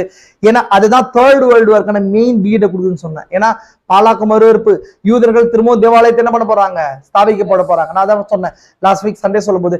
டெம்பிள் இன்ஸ்டிடியூட் திரும்ப என்ன பண்ணிருக்காங்க, அவங்க டெம்பிள் இன்ஸ்டிடியூட், அதாவது சொன்னா தேவாலயம் கட்டுறதுக்கான அந்த அமைப்பு டெம்பிள் மவுண்ட் இன்ஸ்டிடியூட் சொல்லப்படுது. தேவாலயம் கட்டுற அமைப்பு, அந்த அமைப்பு தான் என்ன பண்றாங்க, திரும்ப தேவாலயத்தை கட்டுறதுக்கு ஏதோ பொருட்கள்லாம் கேதர் பண்ண போறாங்க. ஆனா அது ரியாலிட்டி கிடையாது. ரியல் தேவாலயம் இது, பிரைட் தான் ரியல் தேவாலயம். இயேசு கிறிஸ்து சொன்னாரா, இந்த தேவாலயத்தை இடித்து போடுங்க 3 நாள்ல அதுக்குள்ள திரும்ப கட்டுவேன்னு சொன்னாரா இல்லையா? என்ன சொன்னாரா? எதுக்காக சொன்னார் அவரு? எந்த தேவாலயத்தோட சரீரம். அப்போ இயேசு கிறிஸ்து என்ன சொல்றாரு, அவருடைய சரீரம் தேவன் தங்கும் ஆலயமா இருந்துச்சு. அப்ப அதே இடிக்கப்பட்டு போச்சுன்னா எகைன் ஒரு ஆலயம் வரப்போகுதுன்னு அர்த்தம். அந்த ஆலயம் யாருன்னு சொன்னா பிரைடு. அப்ப எப்போ 2000 வருஷத்துக்கு அப்புறம் இப்போ எகைன் இப்போ யாரு, இப்பதான் மனவாட்டி முழு சரீரமா உருவாகி இருக்கிறா. ஆனா அதை அறிஞ்சிக்காம யூதர்கள் என்ன பண்ண போறாங்க, எகைன் எங்க ஒளிவமலை கிட்ட எங்க இயேசு கிறிஸ்து எடுத்துக்கொள்ளப்பட்டாரோ அதே இடத்துல அவங்க தேவாலயத்தை கட்டுறதுக்கான பணிகள் ஆயத்தம் பண்ணிட்டு இருக்கிறாங்க. அதுதான் அவங்க என்ன பண்றாங்க, அங்கதான் மெசியா எங்களை சந்திக்க போறான்னு சொல்லி ரெட் டைப்பரை கொண்டு வந்துருக்காங்க. அதெல்லாம் நம்ம சண்டையை பார்த்தோம். ரெட் டைப்பர் சிகப்பு கடாரியை கொண்டு வந்துருக்காங்க. இப்ப அந்த சிகப்பு கடாரியும் கூட யாரு குறிக்குது, கிறிஸ்துக்குள்ள மனவாட்டி சார் மனவாட்டிக்குள்ள கிறிஸ்து சுட்டி காட்டுது. ஏன்னா அந்த ரெட் டைப்பர் யாருங்க, அது பெண், ஃபீமேல் கவ்வா இருக்குது இல்லைங்களா. அவங்க பழுது இல்லாத கரை திரளாத மனவாட்டி குறித்து சொல்லப்படுது. இப்ப அதங்க அதுதான் அதுல இருந்தா பாவத்தை என்னங்க போக்குற அது என்ன சொன்னா பாவத்தை சுத்திகரிப்புக்கான அந்த தீட்டு கழிக்கும் ஜலத்துக்கான அந்த ஆஷஸ் சாம்பலை உண்டு பண்றது. அதனாலதான் இல்லைங்களா அந்த ஃபவுண்டன் வாட்டர் நம்ம பார்த்தோமா, நம்ம பார்த்த சகரியா புத்தகத்துல 14 அதிகாரத்துல பார்க்கும்போது நம்ம பார்த்திருக்கோம் அந்த ஜீவ ஊற்று, ஓப்பன் மவுண்டன் இல்லைங்களா. சரி, ஃபவுண்டன் திறக்கப்பட்ட ஊற்று எதுங்க, வசந்த குயிது. திறக்கப்பட்ட ஊற்று என்ன, opening of the world, mystery ஓபனா இருக்குது. யூதர்களுக்கு இந்த நாட்கள்ல என்ன 7 சீல்ஸ் மிஸ்ட்ரி ஓபன் ஆகுதுன்றத சுட்டி காட்டுது இல்லைங்களா. இதெல்லாம் இப்போ யூதர்கள் அதை தப்பா என்ன செஞ்சுட்டு இருக்காங்க, போட்டிக்காக செஞ்சுட்டு இருக்காங்க தேவாலயத்தை கட்டுறதுக்கு. இப்போ தேவாலயத்தை கட்டுறதுக்கு யார் வேணும், சப்போர்ட் வேணும் அவங்களுக்கு. இப்போ யூதர்களுக்கு என்ன, பினான்சியலா யூதர்கள்கிட்ட என்னங்க, பைனான்சியல்ல வெல்த்தா இருக்கிறாங்க, அவங்க நல்லா இருக்கிறாங்க. வால் ஸ்ட்ரீட் அவங்கள்ட்ட இருக்குது. உலகத்துடைய பெரும் பொருளாதாரம் எங்க இருக்குது, 30-40% யூதர்கள்ட்ட இருக்குது பார்த்திருக்கிறோம். அப்ப 60% ரோம் கிட்ட இருக்குது. இப்ப எகைன் எல்லா உலகத்தின் அந்த வாங்கவும் வைக்கவும் கூடாதபடிக்கு எல்லாருடைய எக்கனாமியையும் ரோமு கையில போறதுக்கு யூதர்கள்ட்ட இருக்கிறத என்ன பண்ணுவானா, இந்த பேட் மூலமா, இந்த அக்ரிமெண்ட் மூலமா, இந்த டிடி மூலமா யார் வாங்குறதுன்னு சொன்னா போப் வாங்க போறது, ரோம் வாங்க போறான். கடைசி அந்தி கிறிஸ்துவ என்ன பண்ண போறான், வாங்க போறான். அப்போ யூதர்கள் அந்த சோசன் அந்த ஆலயத்தின் இடத்துக்காக என்ன பண்ண போறாங்க, இந்த உடன்படிக்கையில சைன் பண்ண போறாங்க. அது தேவாலயம் கட்ட போறாங்க, தேவாலயம் நிர்மாணிக்கப்படும். தீர்க்கதரிசி சொல்ற அதெல்லாம் நம்ம நெக்ஸ்ட் பார்க்கலாம். அப்போ எகைன் என்னங்க உடன்படிக்கை போட்ட பின்னாடி பணம்லாம் ஒரு டைம் அவனுக்குள்ள வந்த பின்னாடி இது யார் மூலமா செய்ய போறான்னு சொன்னா அமெரிக்கா மூலமா செய்ய போறான். டைரக்டா ரோம் தெரியாது கண்ணுக்கு. இப்ப நம்ம ரோமே கண்ணுக்கு தெரியுதா பாருங்க. அமெரிக்கா வந்து ஃபுல்லா இஸ்ரேல் ஹெல்ப் பண்றான் அந்த வார்ல. ஆனா நீங்க பாத்தீங்க சொன்ன அமெரிக்கான்றாங்க. அமெரிக்கா கிடையாது, உலகத்துக்கு தான் அமெரிக்கா தெரியுது. அமெரிக்கா கிடையாது, மனவாட்டியே கவனித்துக்கொள், அமெரிக்கா கிடையாது. அது பின்னாடி யாருங்க இருக்குது, ரோம். ஏன்னா நம்ம பார்த்திருக்கோம் வெளிப்படத்துல 13 பாக்குறோம். என்ன பாக்குறோம், அந்த ஆட்டுக்குட்டிக்கு ஒப்பான 2 கொம்புகளுடைய மிருகம் இருக்குது. ஆனா அது எப்படி பேசுது, வலு சர்ப்பத்தை போல பேசுது. வலு சர்ப்பத்துடைய நாக்கு, வலு சர்ப்பம் எங்க இருக்குது, ஏதேன்ல இருந்துச்சு. ஏதேன்ல அந்த பேசின அதே நாக்கு, இரட்டை நாக்கு அது இல்லைங்களா. அப்போ எங்குது பேசுதுன்னு சொன்னா 2ஆம் மிருகத்துக்குள்ள ஃபர்ஸ்ட் மிருகம் பேசுது. எனக்கு 2ஆம் மிருகம் எதுன்னு சொன்னா அமெரிக்கா, யுஎஸ்ஏ இல்லைங்களா. இப்ப பேசுறது யாரு, ரோம். அமெரிக்கா விடுற எல்லாம் அறிக்கையை நீங்க பார்க்கும்போது எது ஞாபகம் வரணும், உங்களுக்கு ரோம் தான் ஞாபகம் வரணும். இப்போ யூதர்களோட ரொம்ப அமெரிக்கா ஐக்கியமா இருக்குது இல்லையா. ஆனா நீங்க எப்படி பார்க்க கூடாது, நீங்க அமெரிக்கா ஐக்கியமா இருக்கிறத பார்க்க கூடாது. இன்னைக்கு பாத்தீங்கன்னு சொன்னா மெடிட்டரேனியன் சீல வந்து அமெரிக்காவுடைய எல்லா போர்க்கப்பல்களும் இருக்குது, அமெரிக்கா எல்லா விதமான வார் எக்யூப்மெண்ட்ஸ் இருக்குது. நீங்க எப்படி பாக்குறேன், நம்ம உலகம் எப்படி பாக்குறது, அமெரிக்கா நிக்கிறது அமெரிக்கா கிடையாது. அந்த சின்ன ஆட்டுக்குட்டிக்கு ஒப்பாக இருக்கிற அந்த அந்த அந்த மிருகத்துக்கு பின்னாடி இருக்கிறது என்ன இருக்குது, பேசுறது கொள்றது எல்லாம் ரோம் தான் பண்ணிட்டு இருக்குது. அமெரிக்கா தான் சப்போர்ட் பண்ண போகுது இதுக்கு. அமெரிக்கா தான் என்ன பண்ண போகுது, சப்போர்ட் பண்ண போகுது. டிடியை பிரேக் பண்ணும் போது என்ன ஆக போகுதுன்னு சொன்னா அங்கதான் யுத்தம் நடக்க போகுது இல்லைங்க. புரிதா இல்லைங்களா உங்களுக்கு. இப்ப இங்கதான் என்ன நடக்குது, தேவாலயத்தை அவங்க ஸ்தாபிக்கிறதுக்கு அங்க தீட்டு கழிக்கும் ஜலத்துக்கு ரெட் டைஃபர் எடுத்து வராங்க. புரிதுங்களா உங்களுக்கு. பாலாக்கு மறுவற்ப ஸ்தாபிக்கப்படும் போது உடன்படிக்கை நடக்குது. இதெல்லாம் ப்ராஃபட் சொல்லியிருக்கிறார். இதெல்லாம் ப்ராஃபட் சொல்லி எதுல இருக்குது, இதெல்லாம் சீல்ஸ்ல இருக்குது. எது நமக்கு எதுக்கு தெரிஞ்சுக்க போறோம், நம்ம தான் இதுல மாட்ட போறது, எதுக்கு தெரிஞ்சு போறோம் இல்லைங்களா. இது தெரிஞ்சுக்கிறதுனாலதான் நம்ம அதுக்குள்ள மாட்ட மாட்டோம். கரெக்டுங்களா. நம்ம ஆல்ரெடி சொன்னோம் இது 7 சீல்ஸ். யாருங்க, யாருக்கு 7 சீல்ஸ் மிஸ்ட்ரி ஓபன் ஆச்சோ, எஸ் முதலாம் வருகையில அவங்க எதுல மாட்டலங்க, உபத்திரத்துல மாட்டல. யார் நோவா காலத்துல வந்து அந்த கோப கலசத்துடைய அந்த ரகசியம் தெரிஞ்சு அவங்க எதுல மாட்டல, தண்ணீர் அழிவுல மாட்டல. யாருக்கு அந்த பஸ்காவுடைய மிஸ்ட்ரி வெளிப்படுச்சு அவங்க என்ன பண்ணலாங்க, பாஸ்ஓவர் அந்த யாருங்க சங்கார தூதனுடைய அந்த அழிவுக்கு மாட்டல. கரெக்டுங்களா. அந்த பஸ்கா ஆட்டுக்குட்டி எதை காண்பிக்கப்படுது, சங்கார தூதன், ஒரு சங்காரம் வரப்போகுது. அது மிஸ்ட்ரி. அந்த மிஸ்ட்ரி யாருக்கு வெளிப்படல, எகிப்தியர் வெளிப்படல. கரெக்டுங்களா. ஏன் எனக்கு வெளிப்படுதுன்னு யோசிக்கிறீங்களா, நாங்கதான் இல்லையா அப்படின்னு யோசிக்கிறீங்களா. எதுக்காக, அந்த மிஸ்ட்ரி தான் உங்களுக்கு ராப்சரிங் ஃபெய்த்தை கொடுக்க போகுது. கரெக்டுங்களா. புரிஞ்சுங்களா உங்களுக்கு? சோதோம் குமாரோட அழிவு ஏன் அபிரகாம் சந்ததிக்கு வெளிப்படுத்த போகுது? அந்த சோதோம் குமாரோட அழிவு அதுக்குள்ள அவங்க மாட்டாங்க, அதுக்குள்ள பாடி சேஞ்சிங் வரப்போகுது. புரிஞ்சா இல்லைங்களா உங்களுக்கு? எகைன் அதனாலதான் பாலாக்கு மறுவெறுப்பை குறிச்சு நான் இந்த லைன்ல கொண்டு வந்துருக்கிறேன். 7 வாரத்தை குறிச்சு பார்த்தோம். இந்த பாலாக்கு மறுவெறுப்பு எங்க மூவ் ஆயிட்டு இருக்குது? Modern events made clear by prophecy இல்லைங்களா? மாடர்ன் ஈவெண்ட்ஸ் மூலமா என்ன ப்ராஃபஸியை நம்ம பார்த்துட்டு இருக்கிறோம். அதே போல மாடர்ன் ஈவெண்ட்ஸ் தான் என்ன வருது? இந்த வேத வாக்கியத்தை நீங்க படிக்கும்போது இதுதான் இங்க நிறைவேறுது. நீங்க அமெரிக்கா இங்க இஸ்ரேலோட கை கோக்கும்போது எதை பார்க்கணும்? நீங்க கரெக்டா என்ன பண்ணுது? அந்த 2ஆம் மிருகம் ஆட்டுக்குட்டி ஒப்பான மிருகம் என்ன பண்ணுது? வலு சர்ப்பம் தான் உள்ள பேசிட்டு இருக்குது. நீங்க பார்க்கணும், வலு சர்ப்பம் தான் பேசிட்டு இருக்கு, வலு சர்ப்பம் தான் செஞ்சிட்டு இருக்குது. இப்படி பார்க்கணும். புரியுதா உங்களுக்கு? நம்ம உலகம் எப்படி பாக்குது? அமெரிக்கா என்னன்னாலும் என்ன ஒன்னா இருக்கிறோம். அமெரிக்கா கிடையாது, என்ன கிடையாது, அமெரிக்கா கிடையாது, ரோம் அது இல்லைங்களா? கடைசி அந்தி கிறிஸ்துக்கு தான் அந்த வழி என்ன பண்ணுது? ஆயத்தம் பண்ணிட்டு இருக்குது. கடைசி சின்ன கொம்பு கடைசியா வரும்போது எல்லா காரியத்தையும் பிளான் பண்ண போறான். புரிஞ்சுங்களா உங்களுக்கு? இதெல்லாம் நான் வெறும் வசனங்களை தான் எக்ஸ்பிளைன் எகைன் அந்த வசனத்தை எக்ஸ்பிளைன் பண்றதுக்கு நான் இந்த நேரம் எடுத்துக்கிச்சு. என்ன உங்களுக்கு புரிஞ்சிருக்குன்னு நம்புறேன். இதை தியானிங்க போயிட்டு இந்த ரகசியங்கள் வெளிப்படுத்தி தேவனுக்கு நன்றி செலுத்தலாம். நம்ம ஜெபிக்கலாம். நெக்ஸ்ட் வரும்போது நம்ம மற்ற காரியங்களை பார்க்கலாம். ஜெபிக்கலாம். கிருபை நிறைந்த எங்கள் பரலோக பிதாவே, ஆசீர்வதிக்கப்பட்ட இந்த நாளுக்காக நன்றி. இந்த நாள்ல கூட மீண்டும் வரிசையாக கர்த்தாவே ரகசியங்களை வெளிப்படுத்தி இருக்கிறீர், அதுக்காக நன்றி. பாழாக்கும் மறுவறுப்பு குறிச்சி தானியேல் தீர்க்கதரிசி சொல்லியிருக்கிறேன். வாசிக்க சிந்திக்க கடவுள் சொன்னீர். நாங்கள் இந்த நாள்ல வாசிக்கிறதுக்கு எதுவான காரியங்களை கொடுத்திருக்கிறீர். ஆனா வாசிக்கிறது மட்டும்தான் நாங்க, ஆனா சிந்திக்க வைக்கிறதுக்கு எதுவான பெல் நீர் கொடுத்திருக்கிறீர், அதுக்காக நன்றி கர்த்தாவே. எல்லா மிஸ்ட்ரியும் கர்த்தாவே இந்த லூஸ் ஜாயின்ஸையும் மனவாட்டிக்கு வெளிப்படுத்தி கொடுத்திருக்கிறீர். எங்களை நேசிக்கிறீர் ராஜா. மீட்பின் திட்டத்தை எங்களை வெளிப்படுத்தி இருக்கிறீர். அந்த மீட்பின் திட்டத்துக்குள்ளதான் இந்த ரகசியங்களா இருக்குது. ஏன்னா மீட்பின் திட்டம் கர்த்தாவே மீட்புக்குரியவர்களுக்கு மட்டுமே வெளிப்படுத்தப்பட்டிருக்குது. அது நாங்களா இருக்கிறோம். இந்த நாள் எங்களுக்கு கொடுத்த கிருபைகளுக்காக நன்றி ராஜா. கர்த்தாவே இந்த நாட்கள ஆத்மா மீட்பை கொடுத்திருக்கிறீர். ஒரு நாள் சரீர மீட்பை நாங்கள் பெற்றுக்கொள்வோம் ராஜா. அதுக்காக நன்றி. அந்த சரீர மீட்பின் இனிஷியல் ஸ்டேஜான ஹீலிங்கை கூட இந்த நாள் எங்களுக்கு வெளிப்படுத்தி கொடுங்க. பலப்படுத்துங்க, காரியங்களை வாய்க்க பண்ணுங்க, பெரிய காரியங்களை செய்யுங்க. இயேசு கிறிஸ்துவின் பரிசுத்த நாமத்திலே ஆமென்.